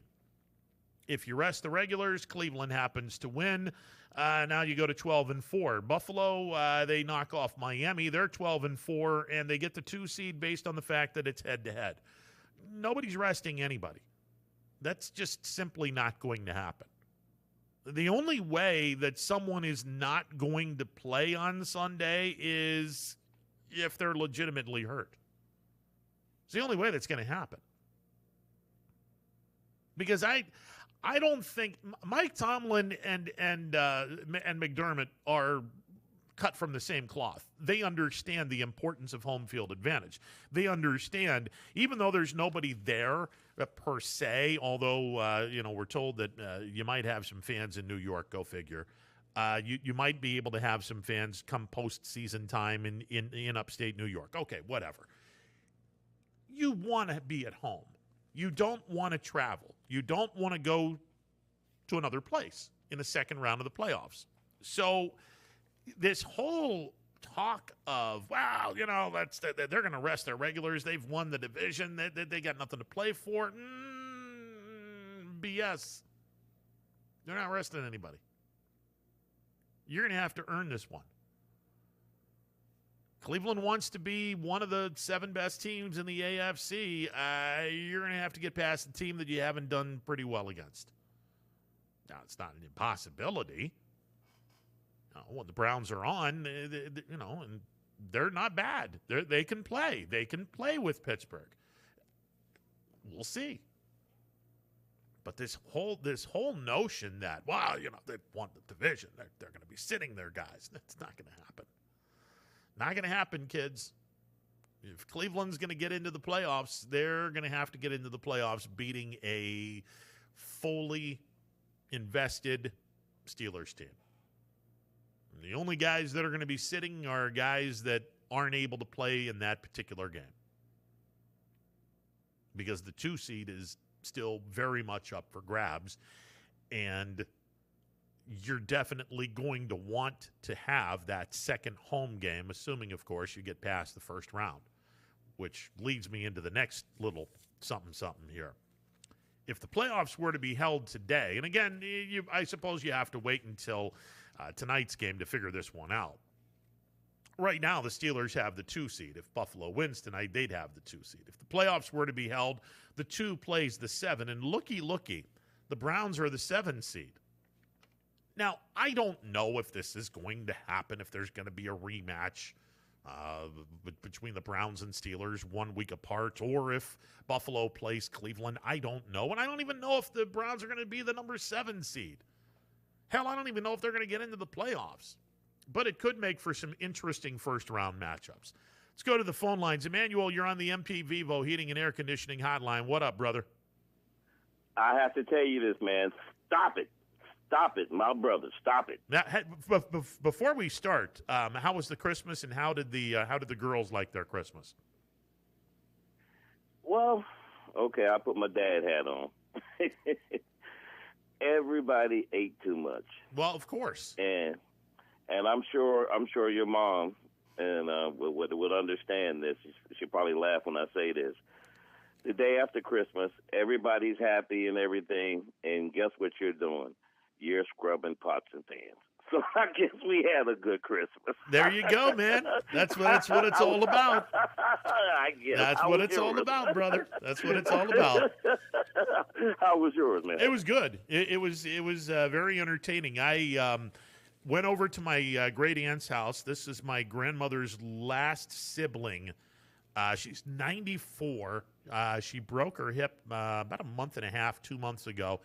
And you would think that she's in her early 70s. She's running around on that, the walkers that have the rolling stuff underneath. Mm-hmm. Oh yeah, she's mastering that stuff. Running around her house with this thing, and she's back to normal. So everything is good. It was wonderful. My brother made a homemade lasagna. And we had some lasagna, drank back some wine, had a good old time. It was a very, very nice Christmas night. Now, were you a good Catholic young man and helped with the dishes? Oh, hell no. Come on now. Shame on you. No, man, that's normally, let me backtrack. Let me backtrack a little bit on that. Normally I would, but it's just, I didn't want to. I might have milked my health circumstances just a tad. So well, it's been a rough year, so we'll let you slide. Yeah. Now getting back to stop it. Listen, I don't care about playing on the road or at home the second week. Listen, you may not worry about it, but I'm looking way down the road. We need the second seed because nobody should want to play Baltimore. And Baltimore, they're going to finish probably the 5th or the 6th. They won't be the 7th. They won't be. They're going to make it because they got all these tiebreakers. Jeff knows a little bit more about that than this, right? So they won't be number 7. You finish, and I would not mind. I would not mind having Buffalo play Baltimore in the first round. That wouldn't bother me a bit.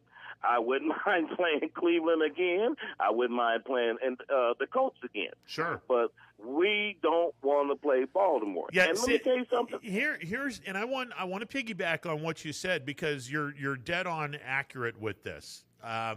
There are teams in the first round matchup. Assuming that Tennessee doesn't crap on themselves, they win the division. So you're looking at a group of 4 teams. Only 3 of them are going to make it. Miami, Baltimore, Cleveland, and Indianapolis. And one of those 4 teams, again, assuming Tennessee beats Houston, one of these 4 teams is going to be left out of the party. And if you're Pittsburgh, you want to have the 2 seed, so you're going to be playing balls out against Cleveland because you got something to play for. If you're Buffalo, same thing. You want that 2 seed because nobody in their right mind is going to want to play Baltimore in the first round. Baltimore is a damn bad matchup for anybody in the AFC, and I got a sneaking suspicion that Baltimore is going to wind up as the 6th seed. So that 2 seed is incredibly important because the 2 plays the 7 and the 3 plays the 6.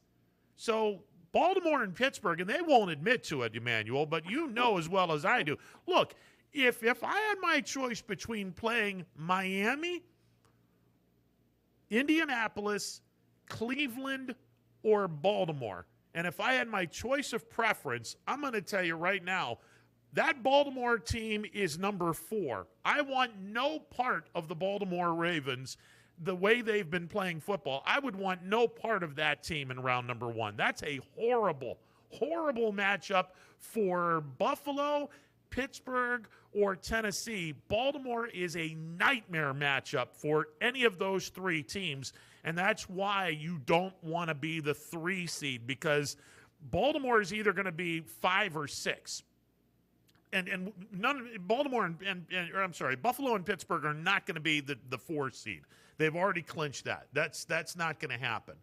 So Buffalo and Pittsburgh won no part of the 3 seed because you got to play Baltimore. There's a pretty good chance you're playing Baltimore in the first round.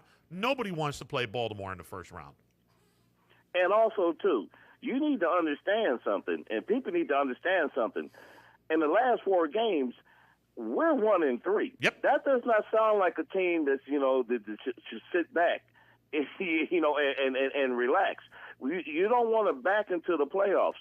So, yes, we have – and this is still the same team that had first and goal on the 1-yard line and threw 3 passes and went away empty-handed.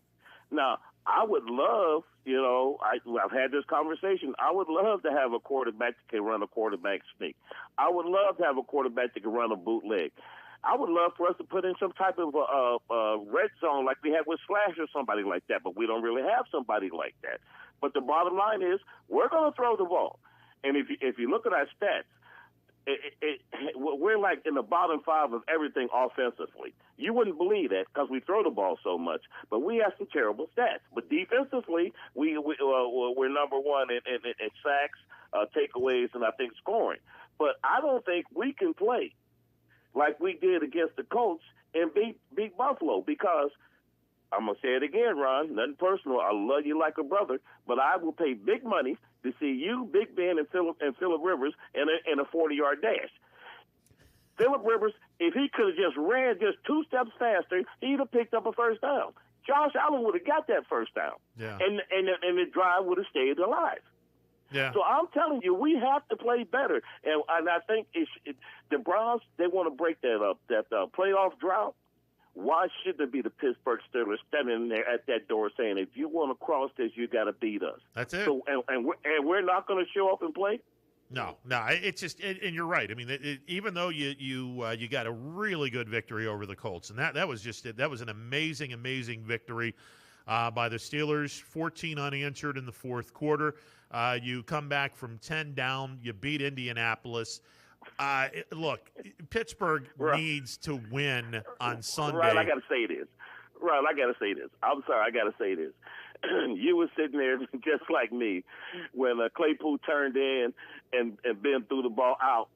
A pass that me and you could have caught and waltzed in for a touchdown. We would be talking something totally different now. Yeah, you seen that, didn't you? Yeah. We've been saying something. So like, we have nothing to brag about right now. That was a win that the good teams, like your Kansas Cities, and I would say your Buffaloes, like your Green Bays, they don't drop those balls. No. It's just it's the thought of anyone thinking, well, you've won your division, you're going to rest your regulars now. That you throw that thought out the window. Nobody's getting rested, and I'm going to tell you from a Bills standpoint, ain't nobody going to be rested here. Look, Buffalo is a Hail Mary pass from being an 8-game winning streak team. You're not going to sit anybody just because you have, quote, nothing to play for. First of all, there's everything to play for, and that's a second home game. Assuming that you get past the first round, the number 2 seed gets a second home game. Buffalo hasn't had a home playoff game in 25 damn years. You think they're going to sit on their ass and say, we're good, guys. We don't want the 2 seed. Get the hell out of Dodge. Of course they want the 2 seed. Not to mention Baltimore. Yeah, of course they want to play Baltimore. Yeah, nobody wants to play Baltimore in the first round. That's craziness right there. 2 more quick things. Put on your baseball hat for one of them. Yes. So what do you do? You in one of the biggest games of your franchise history, you on the mound, you pitch 5.5 innings, right? Then they come out there and take the ball from you. You get mad. They trade you. Snell, that's unbelievable, Ron. San Diego's looking good. Yeah, the Padres. Well, they needed someone, and let me just say this: they needed someone to replace Clevenger in the rotation because Clevenger is going to be out for the whole year. He had Tommy John surgery, and he's going to be done for 2021. So they needed someone along those lines to replace a Clevenger in the rotation. And they go out and they get Blake Snell. And I'm going to tell you right now, and I got a really close friend of mine who's a huge Padres fan, and he's been on the show. He's the horse handicapper, Seabass. He was giddy last night. When we heard this deal, he was giddy last night. And I'll be the first to admit this. You put Blake Snell in that canyon and tell him, okay, you're going to pitch half your games in this canyon. Yeah, he's going to put up some ridiculous numbers. And if you're a Yankee fan, you're especially excited because Tampa Bay, for whatever strange reason, has decided, yeah, we're really not going to be a contender this year, so we've traded away our ace. Now we're about to trade away our Studley defensive center fielder in Kiermaier. They essentially are just gift wrapping, the AFC. Jesus, Ron, put the baseball hat on. They are gift wrapping the AL East to the New York Yankees in 2021. We'll take it. And the last one, you got to help me on this one, or some caller, somebody call in. I cannot remember the last time that the Cleveland Cavaliers were as rough, as tough as what they are now. With Drummond and McGee and throw in Nance, them boys be rumbling down low. Did you watch when that? Last time they been that tough? Did you watch that game last night? Well, I'm a Sixer fan, and I think we're doing good too. But and B didn't play. But well, we got to get rid of Toby Harris. So that's another story. But go ahead. Listen, they ran the Sixers off the floor last night. I will say this. I have never, and I can't say never. It has been a long time since I have seen the Cleveland Cavaliers play a run-and-gun style of offense where the bigs are leading the charge and they're throwing it out to the guard, and then the big is sprinting down the floor and getting rewarded by getting the ball back. I'm just going to say it right now. I said this last week, and their Cavs are off to a 3-0 start, but before the season started, I flat out said the Cleveland Cavaliers could be a playoff team if things go right. Let me just flat out say this right now. Pay this man his money. Andre Drummond, pay the man. Just pay the man right now. Do not let this man leave Cleveland. I know it's 3 games in, but this team is dangerous. If they continue to play with this non-selfish attitude where the ball is flying all over the lane, the block, back outside, back inside, and they're doing fast breaks, and more importantly, they're playing ridiculously good defense, just pay this man. Keep him in Cleveland because I love what I'm seeing right now. It has been a long time since I have seen a team play fast break, upscale basketball. Even when LeBron was in Cleveland, they didn't play this kind of upscale basketball, and I absolutely love what I'm seeing right now. All I know is I'm watching McGee fly, just hanging above the rim, and I'm watching Larry Nance develop into the basketball player I know he can be, and I'm sitting there saying, That's all I'm saying. And I know they still have a lot of games left. I know they still have a ton of games left, and I know that, okay, you've beat Charlotte, you beat Detroit, 2 teams that are probably not going to be in the playoffs, nor are they going to be contenders, but they beat the hell out of the Sixers. Right. I understand this is Cleveland we talk about, but I'm here to tell you, you look at this man's resume. Drummond comes to play every night, and so does McGee. Forget anybody else. Them two, and Larry Nance will come to play. So they coming to play, and Sexton going to come to play. Yeah. They bringing that every night. Now, it's been a long time since I've seen something like that in Cleveland. That's all. And maybe with Doherty and those guys, maybe. I don't know. Yeah, and Darius Garland is off to a really, really good start, and obviously he's the key because if he gets going, I'm not sold on him. Well, neither am I, but I mean, he's off to a solid start. The kid that I want to see, and he just has the worst luck. Dylan Windler is going to be out for a while because he broke his hand. And I just think that Windler and the kid that they got in the first round, Isaac Okoro, put those two kids on the floor at the same time, and you're getting athleticism out the wazoo. And we still haven't seen Kevin Porter Jr. Because he's been banged up. So there's a lot to.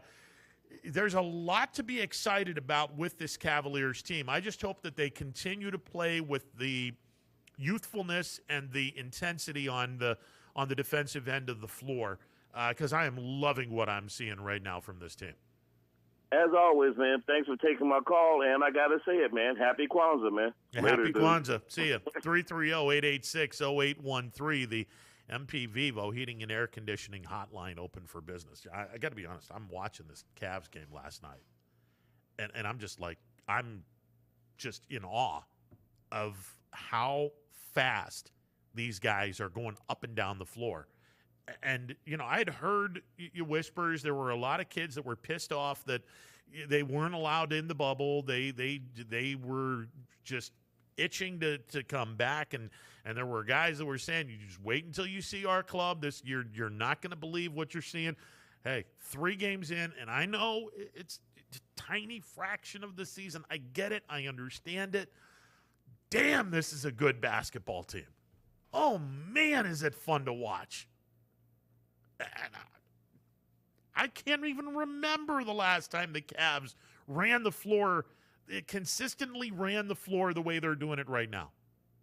And Andre Drummond, just pay the man. Pay the man his money and just let him do his job. Just pay him. Please, please, please pay him. All right, 330-886-0813. Take a time out. Be back with more. It is a Monday edition of Running Points, courtesy of Greenwood Chevrolet on Mahoning Avenue in Austintown. MP Vivo Heating and Air Conditioning Hotline open for business. 330-886-0813. Back in the bed. It's storm season. I think we're under the gun for some heavy storms over the next couple of hours. And Storm Tracker 21 is ready. This is probably the one we're keeping a closer eye on. On air. And locally, we're going to have a lot of eyes on our area. Online. All right, let's talk high-risk futurecast and the timing of this weather. On social media and on our app. Rain will come and go tomorrow. There'll be some dry intervals. Stay ready with Storm Tracker 21. The severe weather threat now through around sunset this evening. Hi, I'm Colin Chupa. And I'm Kelsey Clem from K-Squared Marketing. Our boutique marketing firm specializes in media planning and buying, public relations, event marketing strategies, and strategic sponsorships. We can integrate our services with your existing game plan, or we can be your entire marketing team. Your goals, our game plan. Let's win together. Call K-Squared Marketing at 330-623-2730 or visit ksquared.marketing to learn more. Hi everyone, this is DJ Yoakley with Your Sports Network. We appreciate your support of YSN and welcome you to the YSN family. Our broadcast streams are brought to you live at no cost to you by sponsors that are local to this community. Without the vision and generosity of our sponsors and partners, we would not be able to bring this game to you today. So please support the great businesses and leaders that are making this game possible. And if you're a business in need of great advertising and sponsorship opportunities, feel free to head over to our site for more information on the right fit for you. We are local, we are loyal, and we are live. We are YSN. Ah, the details. Baird Brothers Fine Hardwoods is one fine ride. Perfect cornering, superb handling, sporty and stylish, power to spare, plus awesome mileage. Yeah, jaw-droppingly beautiful lines and well-appointed with luxurious trim. Put more oomph in your life and start beholding the molding. Find your home's fine hardwood at BairdBrothers.com. no matter what the weather. Be prepared with a reliable, efficient Rude gas furnace or air conditioner from MP Vivo Heating and Air Conditioning. Call your energy-efficient expert, MP Vivo, today for a free estimate. Here at MP Vivo, we rely on Rude, and so should you. Welcome back to a Monday edition of Running Points on ysnlive.com. Ron Potesta with you. MP Vivo Heating and Air Conditioning Hotline, open for business, 330-886-0813. That's 330-886-0813. With you till 3 o'clock on this Monday.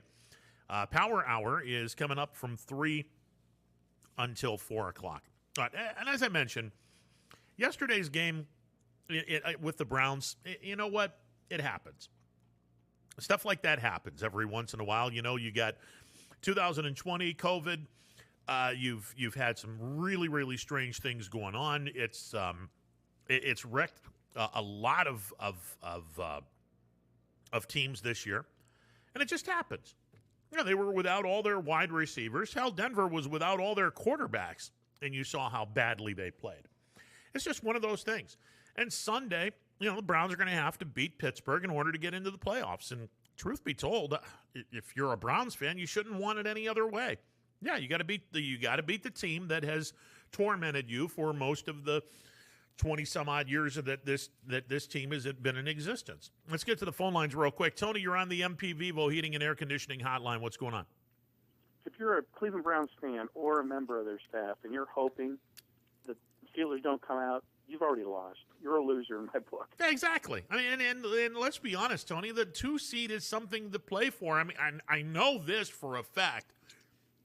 McDermott's not going to be resting anybody if the Bills beat the Patriots tonight. They're not going to be resting anybody. They're going to want to continue that 2 seed, because you want a potential second home game in the postseason. There's no two ways about that.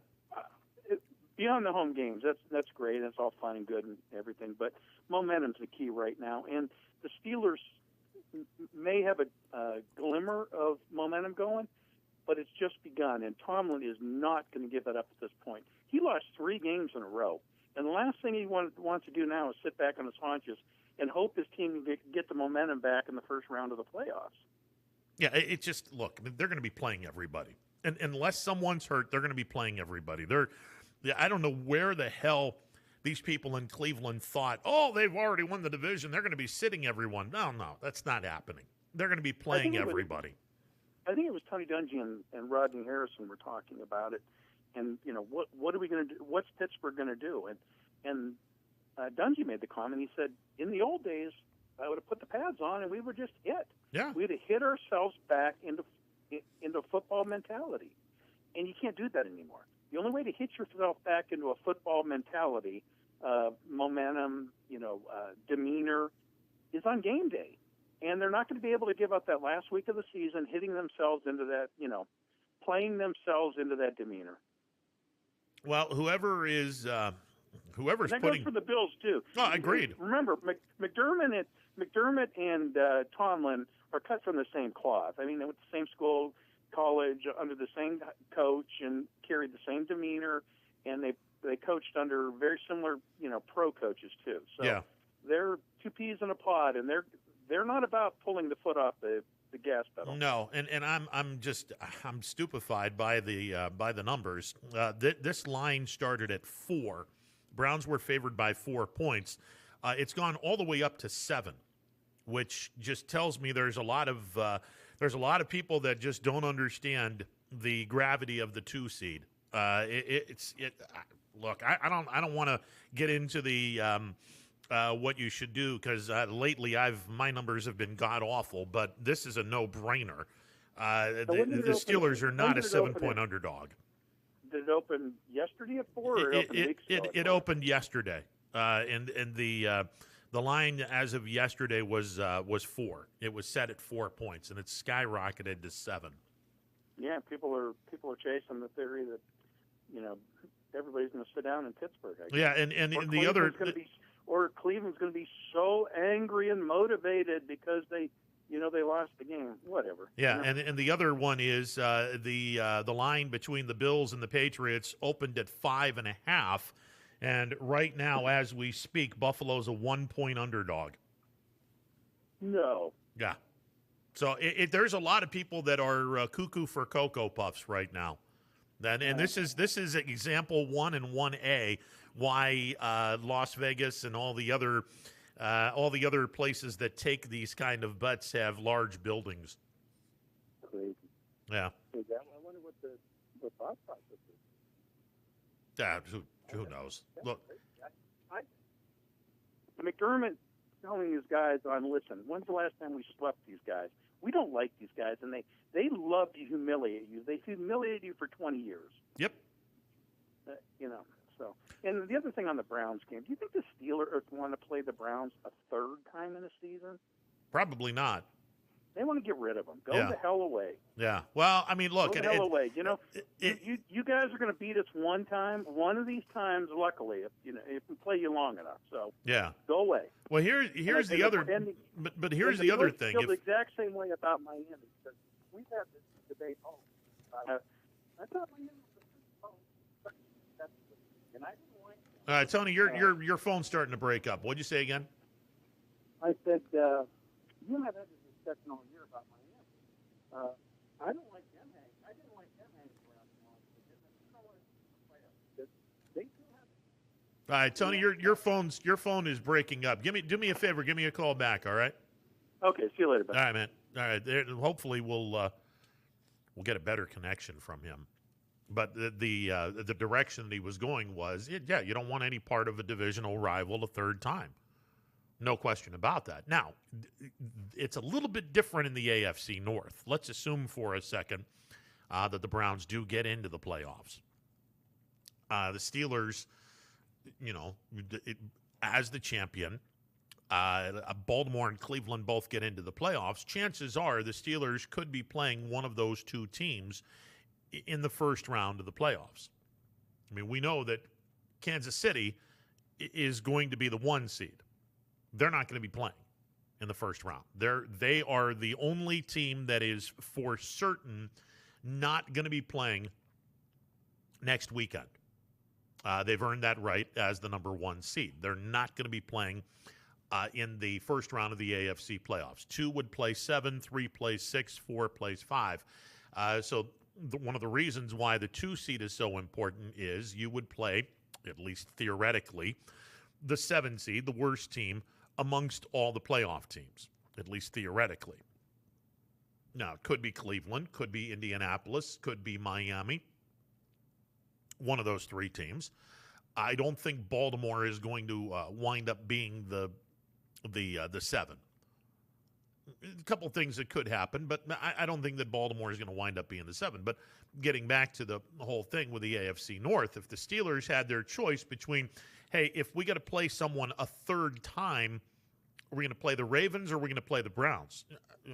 No disrespect to the Browns in any way, shape, or form.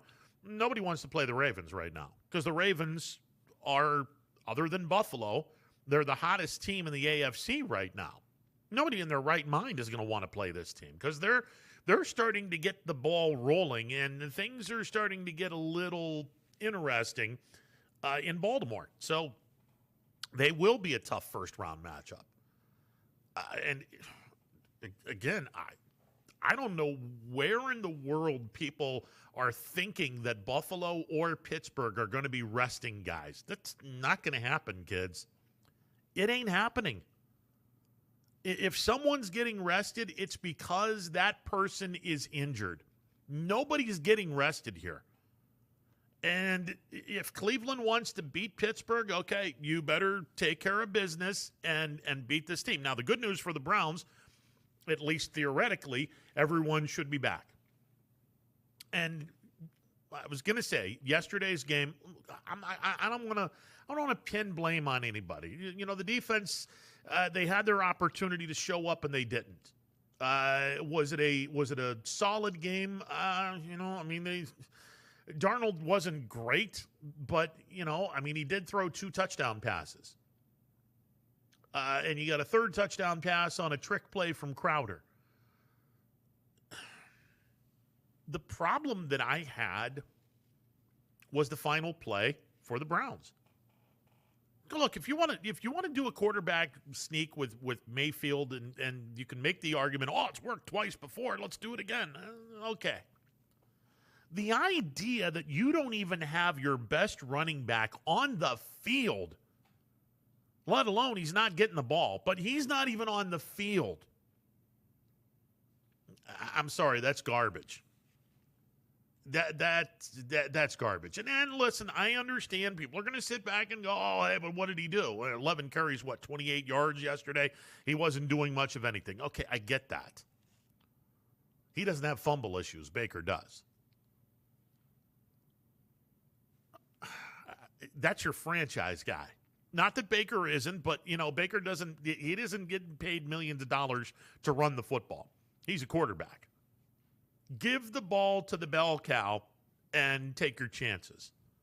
And look, I understand you were without a couple of offensive linemen. Wyatt Teller's having an unbelievably good year, and you were without him.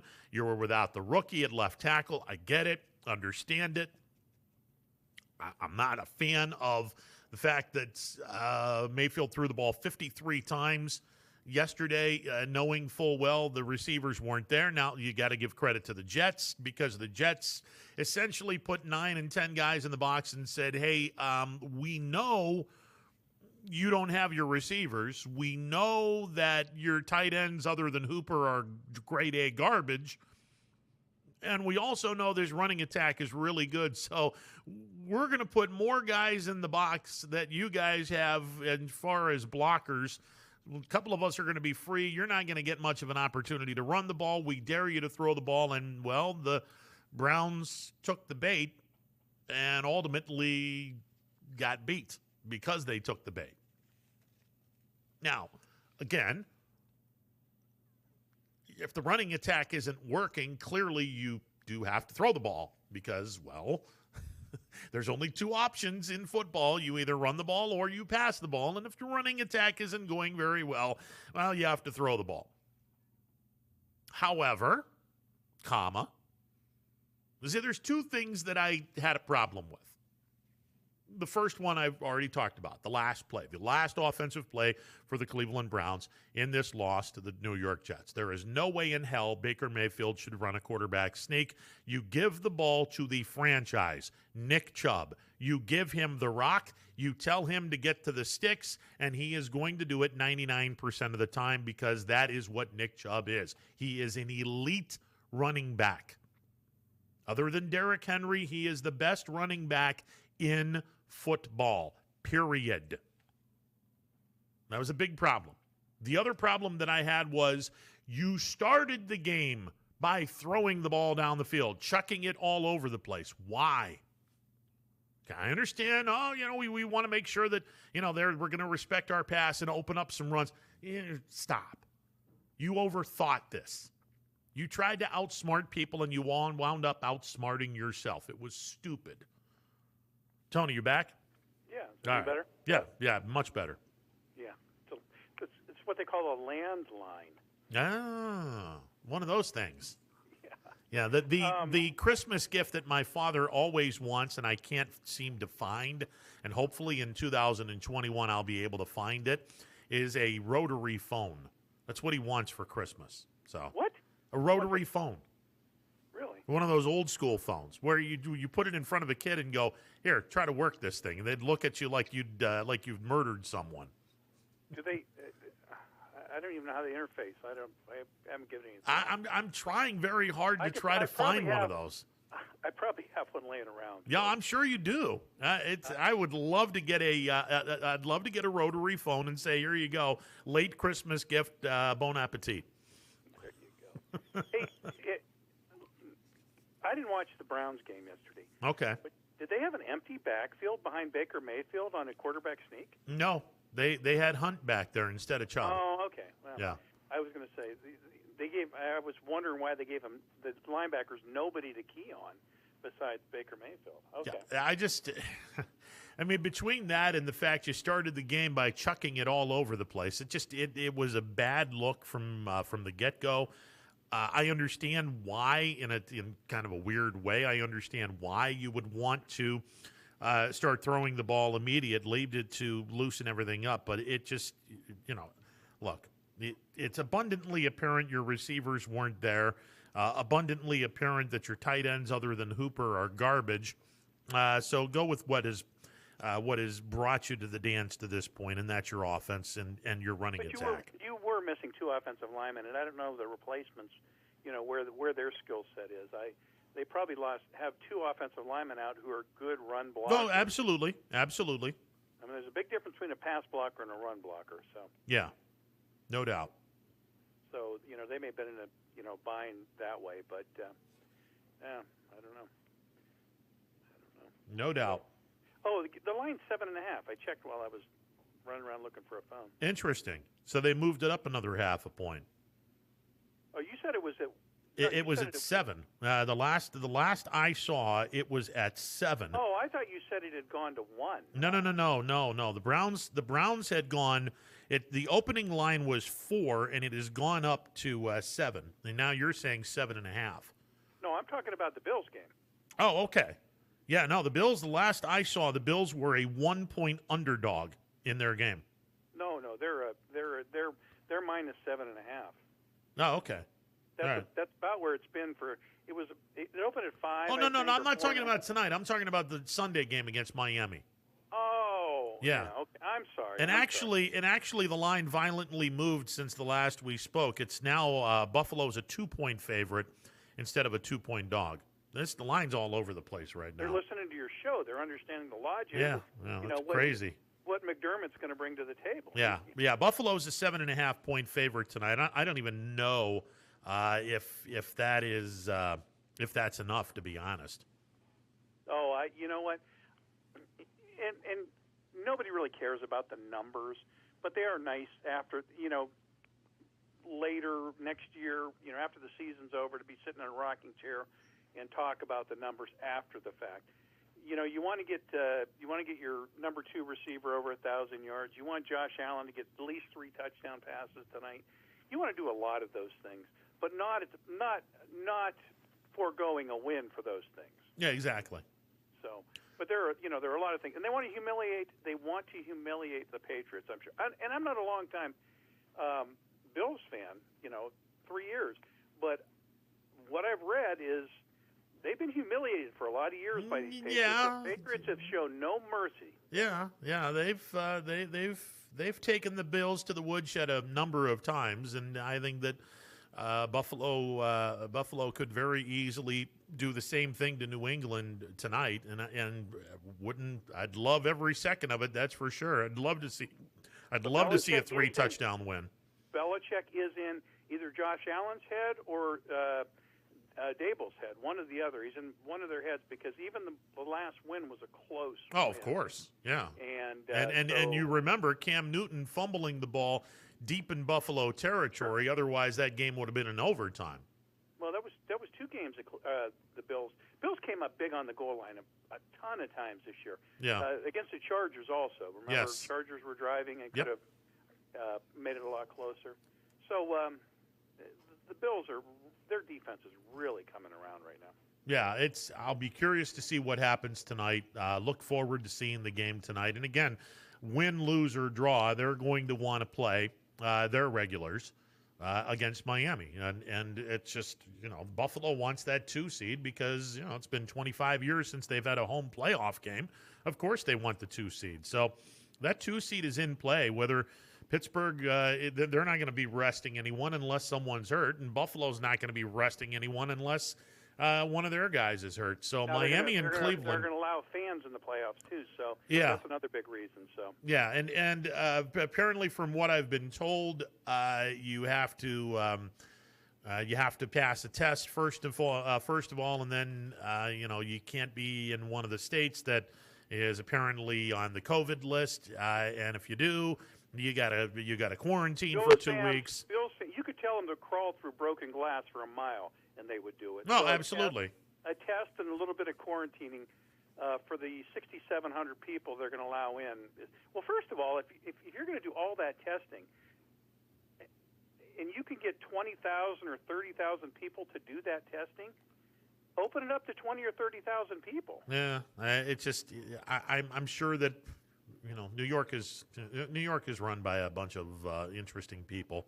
We'll just leave it at that. But I'm sure that they don't want to have a lot of people in the stands because the more people in the stands, the more people are gonna think about not wearing a mask, and then it just But still, it's crazy. if they've all been tested, you're outdoors. You're No, a I long get it. way to being safe. Trust me, I get it. I completely understand where you're coming from, but it's just I'm just happy that we're going to have postseason football. It's just a damn shame that you're not going to see a sold-out Bill Stadium, as well as the other venues. I mean, it would be, can you imagine what the stadium in Cleveland would be like if you get Steeler week and the Steelers are coming into town, and oh, by the way, playoffs are on the line.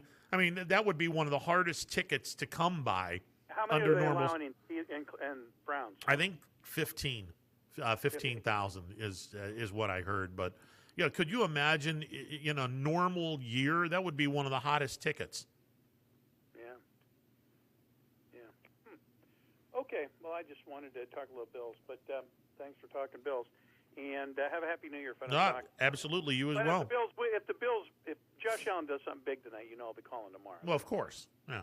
Well, hopefully the Bills do something big tonight. And the one thing I'm looking forward to is you get John Brown back in the lineup. Oh, that's going to be a big one. And they're going to want to open it up, go over the top with him, tape the top off with him. Yeah. Remember, Stephon Gilmore's not playing tonight.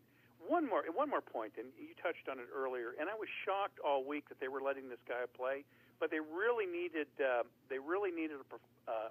a quarterback to try to get that win to win the East. This Haskins is a punk. Yeah, he's immature. I don't know the kid, and I don't know if the stories are true, but if what I have read is true, he's a punk. Yeah. And, to go out and jeopardize the protocol and, everything, me, go away. And Rivera did a great thing. And his players are going to respond to that. Well, and listen, I just think that the immaturity of Haskins has been on full display in Washington. DeMarcus Haskins, right? Yeah, Dwayne Haskins. DeMarcus Russell's. Yeah, there you go. They're going to end up about the same place. Well, look, his immaturity has been in the spotlight all year long in Washington, and finally the Redskins have said, you know what, we've had enough. We don't need any more. Well, there's another, one of your Ohio State quarterbacks that didn't make it, right? Yeah. No, I mean, I can't think of a quarterback at Ohio State that has done anything remotely. Consider this, and again, it's early in his career, and I'm being a smart ass here, but Wyoming has produced more franchise quarterbacks. There you go. Yes. Yeah, there you go. Well, they've also produced more franchise quarterbacks than my beloved Notre Dame too. So. Oh, I don't know about that. You've had Theismann. Well, yeah, young. Well, you're right. Montana and Theismann do come. Right. Those guys were okay. We'll backtrack a little bit. And Montana's the closest thing to the GOAT that you have, and Theismann is pretty good too. So we'll backtrack. Now, who are their contemporaries? Rex Kern or something? Oh God. Well, Montana was what, late 70s, mid-late 70s. No, he was early. He wasn't. No. Montana was drafted in 79. So. Oh, was he really? Yeah. So you're talking Cornelius Green, Art Schleister. Yeah. Yeah, that's that. You're talking Cornelius Green and then Art Schleister, and I will continue to contend that Art Schleister would have probably been the best Buckeye quarterback, but he couldn't stop. He couldn't stop gambling. So. Oh, what a horrible! It must have been. Speaking of that, what about? And I love this guy talent-wise, and I am a Seahawks fan also. My son's a Seahawks fan, so I enjoy watching him with him. But Josh Gordon, oh my goodness! Yeah. Yeah, it's geez, it's absolutely incredible how stupid people can be, and it's you and how many chances are you going to get? Now, I think he only had one PED infraction. I think most of them were just pot infractions, and they're not even testing for that now. Jeez. I think. I was told they're not testing for it now. Well, so it's Josh Gordon is done. I mean, I don't think anyone in their right mind can trust this guy. Yeah. I don't see how anybody can trust him. Yeah, horrible. What a combination that would have been, too. Oh, gosh. I'm a big Metcalf fan. Ever since, and this will go down, and it's something you're grateful your son's sitting next to you watching it. When DK Metcalf ran, who was it? Buda Baker down. Yeah. Who he ran down? Yeah. Speaking of Buda Baker, one more point, and I get off. Poyer, did you see the comparison to what Buda Baker's done over the last 3 or 4 years and what Poyer's done over the last 3 or 4 years? No, I didn't see it. Line for line, Poyer destroys them statistically. And he keeps getting snubbed for a Pro Bowl and first-team All-Pro. No, it doesn't surprise me. It's he and Micah Hyde, and I've said it for the last couple of years, he and Micah Hyde are the best safety combination in the NFL. Most analysts, when they come on TV, will talk about that. Yeah. So it's not, you're just not pulling that out as a homer. No, absolutely not. Those two have been, they've been lights out for the last 2 or 3 years. And they're good kids. And I think you're right. They're good people. Yep. And that's what I love about the Bills. Okay, buddy. See you later. All right, see you. 330-886-0813. The MP Vivo Heating and Air Conditioning Hotline open for business. Take a time out. Be back with more. It is a Monday edition of Running Point presented by Greenwood Chevrolet, Mahoning Avenue in Austintown. Back in a bit. Hi, this is Tommy Clem, owner of WRS Insurance Solutions, reminding you that it is open enrollment for Medicare. Now through December 7th, those who qualify can visit our local independent agency by calling us at 330-953-3722 or visiting us at wrsinsurancesolutions.com to learn more. Good luck to all the student athletes in the Valley.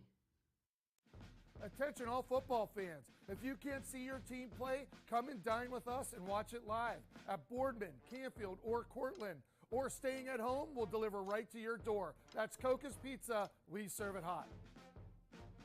2020 will be a season like we've never seen before, but 21 Sports and YSN will be there for every key moment. The plays, the players, and the stories that will headline this season. Delivered by 21 Sports and YSN.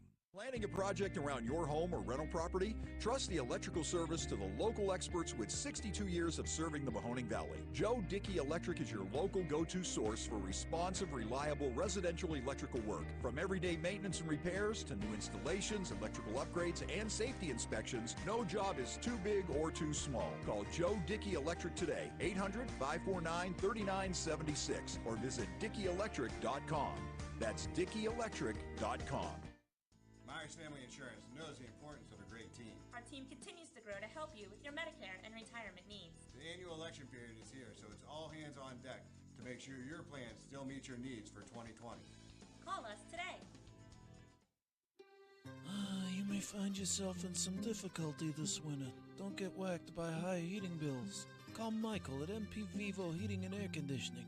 Michael is a trusted friend who will be able to help you with many things, like getting a 95% high-efficiency furnace this winter from Rude. Michael relies on Rude, so should you. Call MP Vivo Heating and Air Conditioning for a free estimate, 330-259-0486, and take care of your heating and air situation. I went to Greenwood Chevrolet because I was really interested in looking at the tracks. Because I wanted my dream truck. Because I've been going there for 20 years. I'm really happy that I went to Greenwood Chevrolet. Because they really went the extra mile for me. Now we're going the extra mile for you, only at Greenwood Chevrolet. Welcome back to a Monday edition of Running Point on YSNLive.com. Ron Potesta with you. Running Point presented by Greenwood Chevrolet on Mahoning Avenue in Austintown. MP Vivo Heating and Air Conditioning Hotline open for business, 330-886-0813. Let's go back to the phone lines. Champ, you're on the MP Vivo Heating and Air Conditioning Hotline. What's going on, brother? Hi, Ron. I hope you had a nice holidays and looking forward to January 1st. Yeah. No joke there, but anyways, I don't want to talk about that. But, first of all, I want to mention a Notre Dame quarterback that played in the Super Bowl, that one of my favorites, and that's Darryl LaMonica. Oh, there you go. All right. The Mad Bomber. All right. Not bad. And but it's interesting when you look at the starting quarterbacks in Super Bowls and colleges. You know what college has the most? And they've got 5. Well, Montana's been to 4. No, I'm talking about different quarterbacks from one college. Well, Montana, Theismann, and LaMonica are 3. Yeah. Well, there's one college that has 5. They're the leader. Wow. I'm going to have to think about this one. Alabama? No. Alabama's got 3 good ones. Pretty good ones. Yeah, Stabler, Namath, and who was the third one? Bart Starr. How about that 3 in a row? Yeah, there were 3 in a row down there. How about that for recruiting? Yeah, that's not too shabby, by the way. No. Yeah. Wow. I'm lost on this one. Help me out. University of California. Joe Kapp, Craig Morton, Vince Ferragamo, Aaron Rodgers, and Jared Goff. Well, Ferragamo went to UCLA. But he went to both. And when they count those, they count both schools because there's a few. I think that Aikman went to 2 schools also. And but they count them under both schools in terms of starting quarterbacks. There's a few like that. I think I forget who else is like that that went to 2 different schools. But I forgot about Joe Kapp. My favorite Joe Kapp visual is when he got in a fight with somebody. Remember, he hit a cane. They were fighting on the stage. Oh yeah, he got into a fight with former professional wrestler Angelo Mosca. Yeah, his cane. He was hitting with his cane. Yeah, and then he slugged him and punched him in the face and knocked him down. And that was that was pretty cool because those two hated each other and it was a CFL reunion. And one of them was talking crap to the other one, and they started swinging their canes at each other. I'm like, what the hell? All of a sudden, Kapp throws a haymaker and knocks the dude down. But when you look at starting quarterbacks that went to certain colleges, it's what really stands out to me is some of the colleges that we wouldn't consider like big colleges. Like Delaware had both Gannon and Flacco, Fresno State, Trent Dilfer. Oh, and by the way, Russell Wilson's a quarterback that played at 2 different schools also. But you had Louisiana Tech, Bradshaw, Northern Iowa, Warner, Morehead State, Phil Simms, Grambling, Doug Williams, Northeast Louisiana, Stan Humphreys, Louisiana Lafayette, Jake Delhomme. You had Southern Miss, Brett Favre, Youngstown State, Ron Jaworski, Alcorn State, Steve McNair, Roethlisberger, Miami. Nevada had Kaepernick, Ken Anderson from that Augustana. I think that was a Division III school. Yeah. And Eastern Illinois, Jimmy Garoppolo, but it's not usually the big schools. And I think by far all the quarterbacks that USC has had for years and years, and they don't even. There's not one quarterback that's incredible to me. All the talented quarterbacks they have. You would think the schools like Miami of Florida or schools like that, but it's quite the opposite. Like Miami of Florida. They're 0-4. That Jim Kelly's the only quarterback for Miami to play in a Super Bowl, start in a Super Bowl. Now, Bernie played in 3 AFC title games, but they were 0-3. So and he didn't start when he was Dallas. Yeah, he didn't start the game. Testaverde never got to the Super Bowl. Yeah, that's a good point. Yeah, and Flacco actually played at Pittsburgh one year. He's under with Marino. Yeah, I didn't know that at the time. But anyways, back to this. It's a no-brainer that they need to play these games. And I thought of one reason is that I know when I'm golfing and I get these rounds where I'm not too good, but then you have that one back nine that all comes together. I can't wait to get out and play the next time. And I think that's what the Steelers, they got that tremendous half in this last game against Indianapolis. I think they're just chomping at the bit to get back on the field and continue that momentum. I think this is important because if there's one sport that you need to be playing well heading into the playoffs, it's the NFL. No question. You don't want to finish going on a losing streak because it's a lot of momentum involved there. But and I think also that you have 2 coaches that have a lot of pride, and I think they want to play the game because they don't want to let down another team. Like say if you don't play your guys, then someone may need you to win a game to get into the playoffs. And I think that bothers them because these are 2 really coaches that I think that don't want to see that happen. They want to get out there and play their guys so these other teams have a shot. Yeah, and here's the other thing, and again, it bears repeating. Right now, Baltimore is the 6. Nobody in their right mind wants to play Baltimore in the first round. That's just a horrible matchup for Pittsburgh. It's a horrible matchup for Buffalo. It's a horrible matchup for Tennessee. Nobody in their right mind is going to want to play that team in the first round. So if you're the 2 you get to play the 7. Well, now, if Cleveland gets beat by Pittsburgh, chances are Cleveland doesn't get into the playoffs. Indianapolis would take Cleveland's spot because Indy's going to play Jacksonville, and I don't think Indianapolis loses to Jacksonville. Now, of course, COVID, you might have the entire offensive line taken out for Indianapolis. I mean, just like what happened to Cleveland could happen to anybody. But, in a normal Sunday, Indianapolis doesn't lose to Jacksonville. If Pittsburgh is playing their regulars, Cleveland will have an uphill battle. Not to say that they can't beat Pittsburgh, but it'll be a fun game. Buffalo is going to want to pound New England, and truth be told, they're going to want to embarrass New England, just like New England has embarrassed Buffalo in the past, in the Brady era. So I'm sure that Buffalo would love nothing more to do that. And even if they beat New England tonight, the 2 seed isn't sewn up because Pittsburgh is 1 win and a Buffalo loss away from taking the 2 seed. So Buffalo's going to want to play their regulars against Miami. And, like Pittsburgh, I'm sure they would love to see their contemporaries in that division both knocked out of the playoffs. Yeah, and one of the things, the scenarios where if the Browns lose to Pittsburgh, if both Tennessee and Indy win, I think that pretty much knocks the Browns out. And Tennessee, keep in mind, just got kind of embarrassed on that game against Green Bay, so they're playing at Houston, and they've been too good of a team, in my opinion, not to make the playoffs. And Jacksonville and Indianapolis, interesting story. In week 1 of the NFL season, way back when, Jacksonville beat Indianapolis 27-20, and Indianapolis had like 580 yards to Jacksonville's 200 yards. And that's the only game that Jacksonville has won. They've lost every game since, 14 in a row.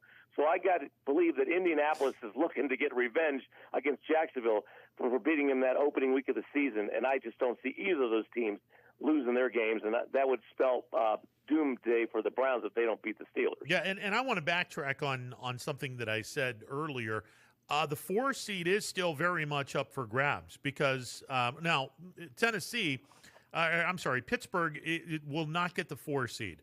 But there is a chance the Bills could have the 4 seed. The only way that happens is Buffalo loses their final 2 games, tonight to New England, Sunday to the Dolphins, and the Titans knock off Houston. Both teams would be 11-5. Tennessee would get the 3 seed based on the fact that they beat Buffalo earlier in the year, and the Bills would be at the 4. So the Bills would wind up playing the 5 seed in the first round, and if nobody... none of the seeds below 5 win, then Buffalo would be playing Kansas City in the divisional playoffs. And I'm sure the Bills want no part of that. That's why they are probably not going to be resting. I know they're not going to be resting any of their regulars tonight. And I doubt very seriously if they're resting their regulars on Sunday.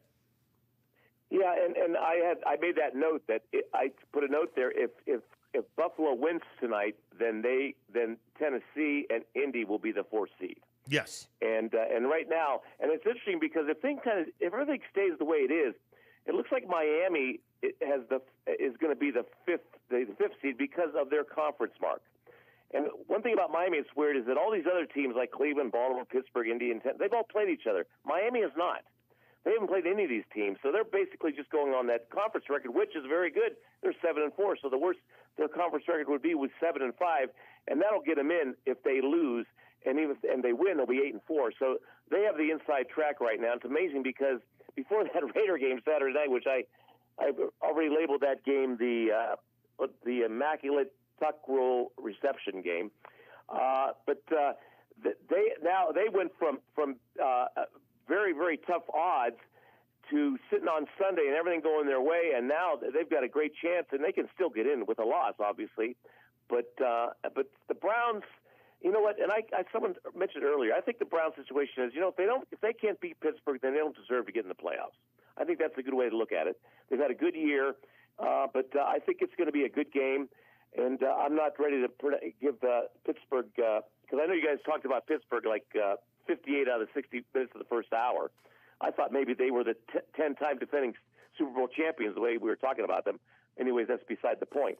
But you know where I'm coming from on that. But anyways, and by the way, the last time Pittsburgh won a Super Bowl was 2008. Okay, yeah. That's quite a long time ago. No, you're right. But And this is Roethlisberger. I mean, let's face it. I'm not saying this is going to be his last year, but he's pretty close. And he had a very impressive second half. And with their running game situation, is they need his arm, and they can beat teams by just passing the ball. That's how talented he is. The question is, are the receivers going to be able to catch him? But he is limited in terms of his ability to run around the pocket. But if they protect him and these receivers catch the ball, they're a dangerous team because of that ability. Plus, the bottom line is they're in terms of sacking the quarterback, turnovers, and defending the run and the pass, they're arguably the best defense right now in the AFC. No question about that. Now, here's the thing, and I want to piggyback on what you said with the Dolphins. Even if they lose, Miami would wind up having a better tie-breaking record than Baltimore, Cleveland, or Indianapolis. Now, the problem is, if Buffalo beats Miami, Miami has to hope and pray that Baltimore, Cleveland, or Indianapolis, one of those three teams stub their toe along the way. Baltimore has Cincinnati, and no disrespect to the Bengals, but they're not a really good team without Joe Burrow. And even if Burrow's in the lineup, I'm not sure they can beat the Ravens. Indianapolis has Jacksonville, and no disrespect to Jacksonville, they're the number one draft for a reason. And Indianapolis is still mighty pissed that they lost the first game of the year to Jacksonville, despite outgaining them by about 300 yards. So they're going to want to make a statement. That's going to leave Cleveland. And I think the only team of the three that has a high probability of losing, and I don't think it's as high as what people think, but it is at least a 50-50, if not a little bit higher than 50-50. It's Cleveland. And again, if Cleveland is able to stand up to the bully and beat Pittsburgh, then they're in the postseason. And then Miami, losing to Buffalo, they would be the team that gets knocked out of the playoffs. Now, here's another interesting little tidbit. If Miami and Tennessee were to both lose and the Ravens, the Browns, and the Colts win, well, the Colts get the 4 seed, and the Dolphins would get the 7 seed, and the Titans would get Ungats. Yeah, and it's funny because I if I had to bet money right now, my bet would be that the Browns would be the odd team out because I think they'll have the toughest way to win a ball game. I think Indy and Tennessee are going to win. I think Miami, as you say, if Cleveland loses and Miami loses, I believe Miami gets that bid over Cleveland. And the situation with the Browns, if they want to blame somebody, maybe they can blame the Raiders because, first of all, the Raiders beat them. I don't know how the Raiders only gave up 6 points, but they beat them earlier in the season, number one.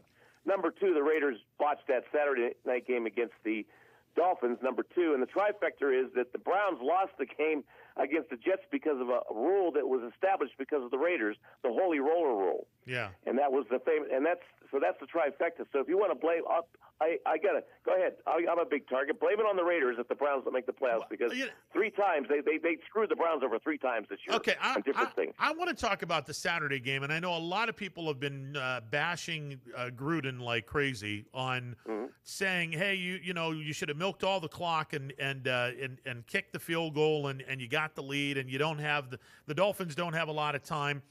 I have no problems with what Gruden did. Everyone wants to sit back and go, "Oh, he should have scored a touchdown. That you should have scored the touchdown right then and there." No, I have no problem with what the Raiders did. In theory, it works because, again, you're trying to milk as much time off the clock as humanly possible. You kick the field goal and you have the lead. Now you're going to force Miami to go the length of the field. The problem that I have in this is who tries to rip the face mask off of Fitzmagic. I mean, that was the dumbest thing I ever saw in my life. Yeah, and I totally agree with you. And to be honest with you, you got to look at who the Raiders' defense, okay? Because I've sat there and I watched them score against Kansas City and left too much time, and they lost the game. I saw them go down, and even though they kicked a field goal in overtime, I said they got to go on 4th down at 5-yard line against the Chargers because they'll win the game. Otherwise, they're going to score a touchdown, and they scored a touchdown. I've seen this happen all year long, and I got to tell you, Gruden, I thought he worked it expertly in terms of the clock. The only thing I would have done differently is when Derek Carr on that 3rd down, I wouldn't have taken a knee so quickly I would kind of backed up and used some more clock, but give me a break. You're on the 25-yard line with 19 seconds to go. And keep in mind, too, that if that guy did not yank his face mask down and they still completed the pass, it was still going to be a 60-yard field goal. I mean, they were at the 42-yard line. But that penalty was a killer. Yeah. And it almost, I don't want to say it was a fluke, but you know what? It was a fluke. And the guy, and like Gruden said, he says, hey, we did everything right. I thought Carr did it right. But then the unfortunately, the guy that did, I know they fired the Jets coach for blitzing, and they might have been better off to blitz. They might have won that game if they would have blitzed instead of what happened with, I think it was Arden Key that did that. But you know what? It doesn't really matter, because after that game I said, the Raiders defensively are just not good enough to be a playoff team right now. No. They're not there yet. Offensively, they are. Defensively, they need some more players, and I'm confident they will do that, because they got a lot of guys on offense. And that Darren Waller, that tight end, whoa, that guy's pretty good. Yeah. And they got a lot of young talent, but the defense is just, it's horrible. And obviously, by the way, Gruden played that. But anyways, they don't deserve to be in. But I do apologize to Browns fans if they don't make it because of the three things the Raiders did this year. But that's right, because I think the Raiders division is playing against the Browns division next year, so they can get even with the Raiders. This is true. They most definitely are. Now, listen, and speaking of defenses, we're going to find out if the Browns defense can stand up and be accounted for. Because you're going to have to slow down a pretty good Steelers offense. Now, obviously, in the last few weeks, the Steelers hadn't been a very good football team, but they turned it on when they needed to. Sunday afternoon, they were down, 24-14 going into the fourth quarter. Steelers scored 2 touchdowns in the fourth quarter. They beat the Colts 28-24. And, they're, like I said, they're not going to be resting anybody. I have no idea where this absurdity came from, but it's absurdity. These guys are not going to be resting anyone. Even if Buffalo wins tonight, and I think they will, the 2 seed is still very much up for grabs. So this whole notion, and I heard it this morning, and I even heard it last night and saw it on social media. Oh, they're going to be resting. Nobody's resting anybody in Pittsburgh on Sunday. The Browns, if they're going to beat the Steelers, the Browns are going to have to beat the Steelers A team. No ifs, ands, and buts about it. Yeah, maybe they get it from baseball players, because one of the things I don't like is when you watch a baseball game and your best player is sitting out because he needs to be rested. Rested for what? I mean, just one thing I don't understand why they have to sit out all. But maybe it was a baseball player that made up. But they aren't resting because these football players have a totally different mentality. And actually, you got to get them on the field anyways, because it keeps them out of trouble, because they're so anxious to get out there and just hit somebody. And but those two coaches, those teams represent the personalities of their respective coaches, both Buffalo and Pittsburgh. They're two of the finest coaches in the NFL. And that's why we like them, because they're aggressive, and believe me. And if Tomlin had a chance to suit up, he'd be suiting up right now. But he's not on the roster right now. No, but he would if he could. Well, it's going to be a fascinating game on Sunday, and we'll find out if the Browns really want this, because you got backed into a corner. You stub your toe against the Jets. All right, now you guys want to make a leap into the postseason and be the 11-win team that a lot of people think you can be. Get past the bully. Yeah, they've gotten rid of a lot of demons in the last few years, but they still got 2 demons left, Baltimore and Pittsburgh. And if they can't beat those 2 teams, they're going to be finished third every year in their division. That's the problem. And they lost to Baltimore twice, and they lose to Pittsburgh. It'll be 2 more, so they still have those demons again to carry over. But it'll be, at least it's going to be fun, because the Browns are in a game that means something, and that doesn't happen too often. And so it'll be anxious to see how they do. Yeah, and you brought up something. If you can't beat the 2 bullies on the block, Baltimore and Pittsburgh, well, automatically you're losing 4 games in the season. Now, Think about this for a second. If Cleveland loses to Pittsburgh on Sunday, Browns are going to finish with a 10-6 record. Do you realize that the Browns had to go 10-2 in their 12 games that don't involve the Steelers and the Ravens? Yeah. In order to go 10-6?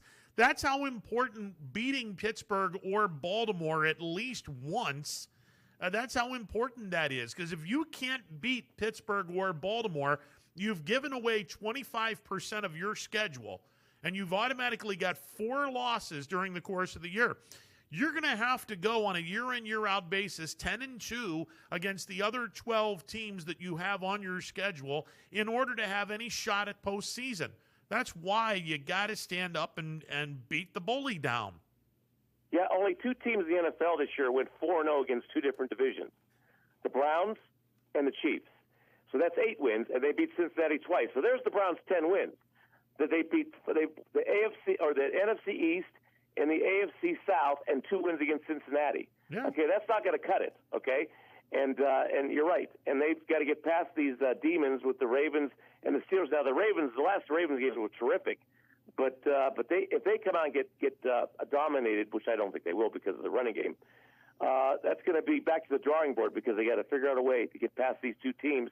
And arguably the best division in football this year when you look at the records. Well, and you got to get healthy. I mean, Teller's got to come back 100%. The rookie left tackle, Wills, has to come back 100%. The receivers have to come back amped up, ready to play. And the defense, somebody better throw a challenge to the defense, i.e. Myles Garrett. 1 sack on a quarterback ain't going to get it done, and you can't fall asleep for half of the game and then just be interested in certain aspects. You got to have that motor on the entire afternoon for the Browns to have any hope at beating Pittsburgh. Yeah, and remind the kicker this isn't horseshoes. The object isn't to hit the bar; it's to get in between the bar. Yeah. It's not horseshoes, okay? Remind the kicker that because he's had 9 kicks that has hit the crossbars and been no good. So that's they can't afford for him to make another mistake. Yeah, no kidding. Well, that's all I got today, Ron. I'm all out of information. You made a lot of good points, and congratulations. Let me ask you something. Yes. How are you feeling about Friday's debacle? I mean, Friday's game against Alabama. Well, you know what? When I was in college and I was never prepared to take a test, I'd always call the professor, see if I could postpone it. So that's the way I feel. So I don't know if Notre Dame's going to be ready to play Alabama. They're going to show up, but you know what? I'm more at the point now because, and this is not, to me, it's not about Notre Dame. This is about how good Alabama and how good Clemson are. I think that to me, that they're just terrific teams. Now, Alabama can score like crazy, but I think Clemson's a better team overall. And I'd rather play Alabama, even though I could regret that. But I just hope the game is competitive, and I hope the defense, to me, the key is the defense needs to play well because that defense really played bad last game, and that was very unusual for them. So I think the defense will play better, but that offense that Alabama has, they're a juggernaut right now. My gosh. I mean, I can't think of a better offense in the last 10 years. Maybe that, but I still think Clemson's the better overall team. All right, now let me ask you something, and I mentioned this when they lost to Clemson the way they did. Yeah. I flat out said, okay, get the crappy game out of the schedule. Now everyone is going to be sitting back and saying, oh, there's Notre Dame. You know, they can't show up in a prime time, and they're going to be hearing that from now to Friday. And maybe that fires everyone up to the point where, okay, we're going to show up and we're going to play our A game. Yeah, well, I don't mind. The criticism of Notre Dame is I don't mind it because it's correct. But Notre Dame's not the only school in the country that has been blown out by Alabama and Clemson in the last 3 or 4 years. Look at Oklahoma. They're 0-5. How can we never talk about them? How about all the teams that don't even get to the playoffs?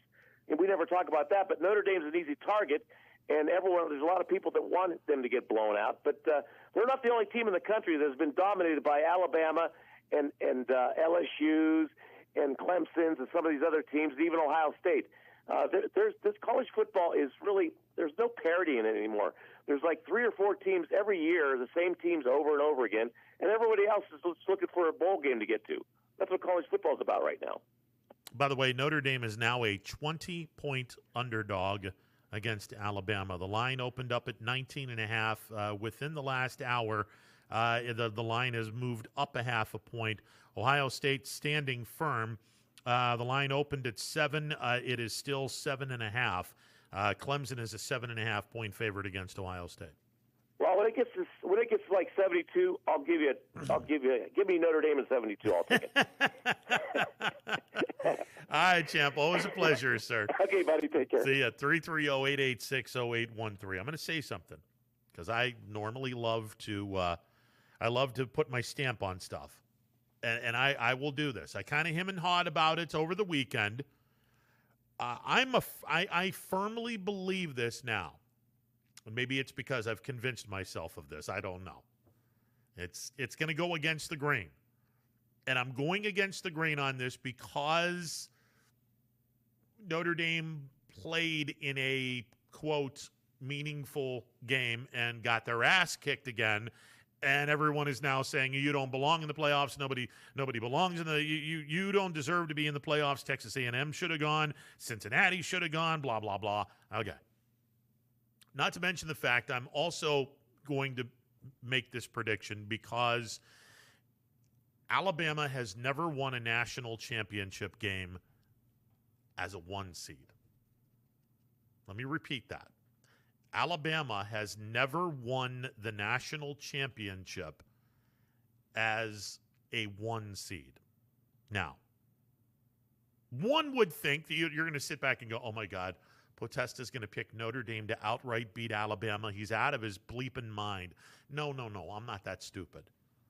Hell no, they're not going to, although I'd love to see it. No, Notre Dame is not beating Alabama. Again, I'd love to see it, but it's not going to happen. However, I will say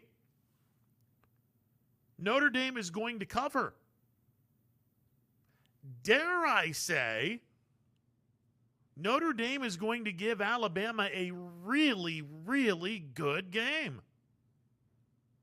And then Alabama kind of pulls away at the end, but it's going to be well within 20 points. I'm thinking more on the lines of 14, where Alabama's up 7 late in the fourth quarter, and they have the ball and they score the knife to the back type of touchdown. However, I do love the idea that Notre Dame on the money line right now is $8.20, which is a $100 bet equals $820. It's not too shabby. Not saying that I would do it. I mean, I don't have $100, and nor would I want to do that. But they're a 20-point dog, and I will tell you right now, Notre Dame covers. I don't think they beat Alabama. I'd love to see it, but Notre Dame covers on Friday. Now, if there is a team that's going to upset anyone, I'm gonna put my stamp on this right now. I think Ohio State beats Clemson on Friday. And I'm not y'all know I ain't a Buckeye fan. Y'all know Ohio State and me go together like oil and water. It don't go very well. I'm still pissed at Ohio State for firing Earl Bruce. It was horrible what they did to him. And I've never been a Buckeye fan since then. I'm going to put my stamp on this one. I think Ohio State beats Clemson on Friday. I just do. I think Ohio State beats Clemson on Friday, and they play Alabama for the national championship. Now, whether Ohio State can play with Alabama, probably not. But I think Alabama plays Ohio State for the national championship because I think Ohio State upsets Clemson. I'm going to go along with that. All right, we'll take a final timeout and be back with more. Stick around, more to come. Baird Brothers remains your source for fine hardwood products. For the time being, we're open for customer pickup only on weekdays, 9 a.m. to 4 p.m., and Saturday from 9 a.m. till noon. Place your order online at BairdBrothers.com. Baird Brothers, for the place you love. Quality, customer service, and integrity. Those are the 4 words that have driven our success since 1957 at Joe Dickey Electric. Joe Dickey Electric is one Mahoning Valley landmark business that stays current with the requirements of our customers. Family owned and managed, we are an electrical contractor and energy solutions provider. Every member of our team adds to his or her skill set through ongoing training. Residential, commercial, industrial, automotive, and more. We keep ahead of the needs of our customers with a fleet of more than 50 vehicles and 24/7 emergency service, so you're never left in the dark. The 4M Company, being an architect and construction manager for over 40 years, has had the opportunity to use many different electrical businesses for our projects. The depth, quality, and knowledge and attention to detail displayed by Dickey Electric makes them stand out above all the rest. For state-of-the-art expertise and a timeless commitment to our customers, contact Joe Dickey Electric. We are everything electrical.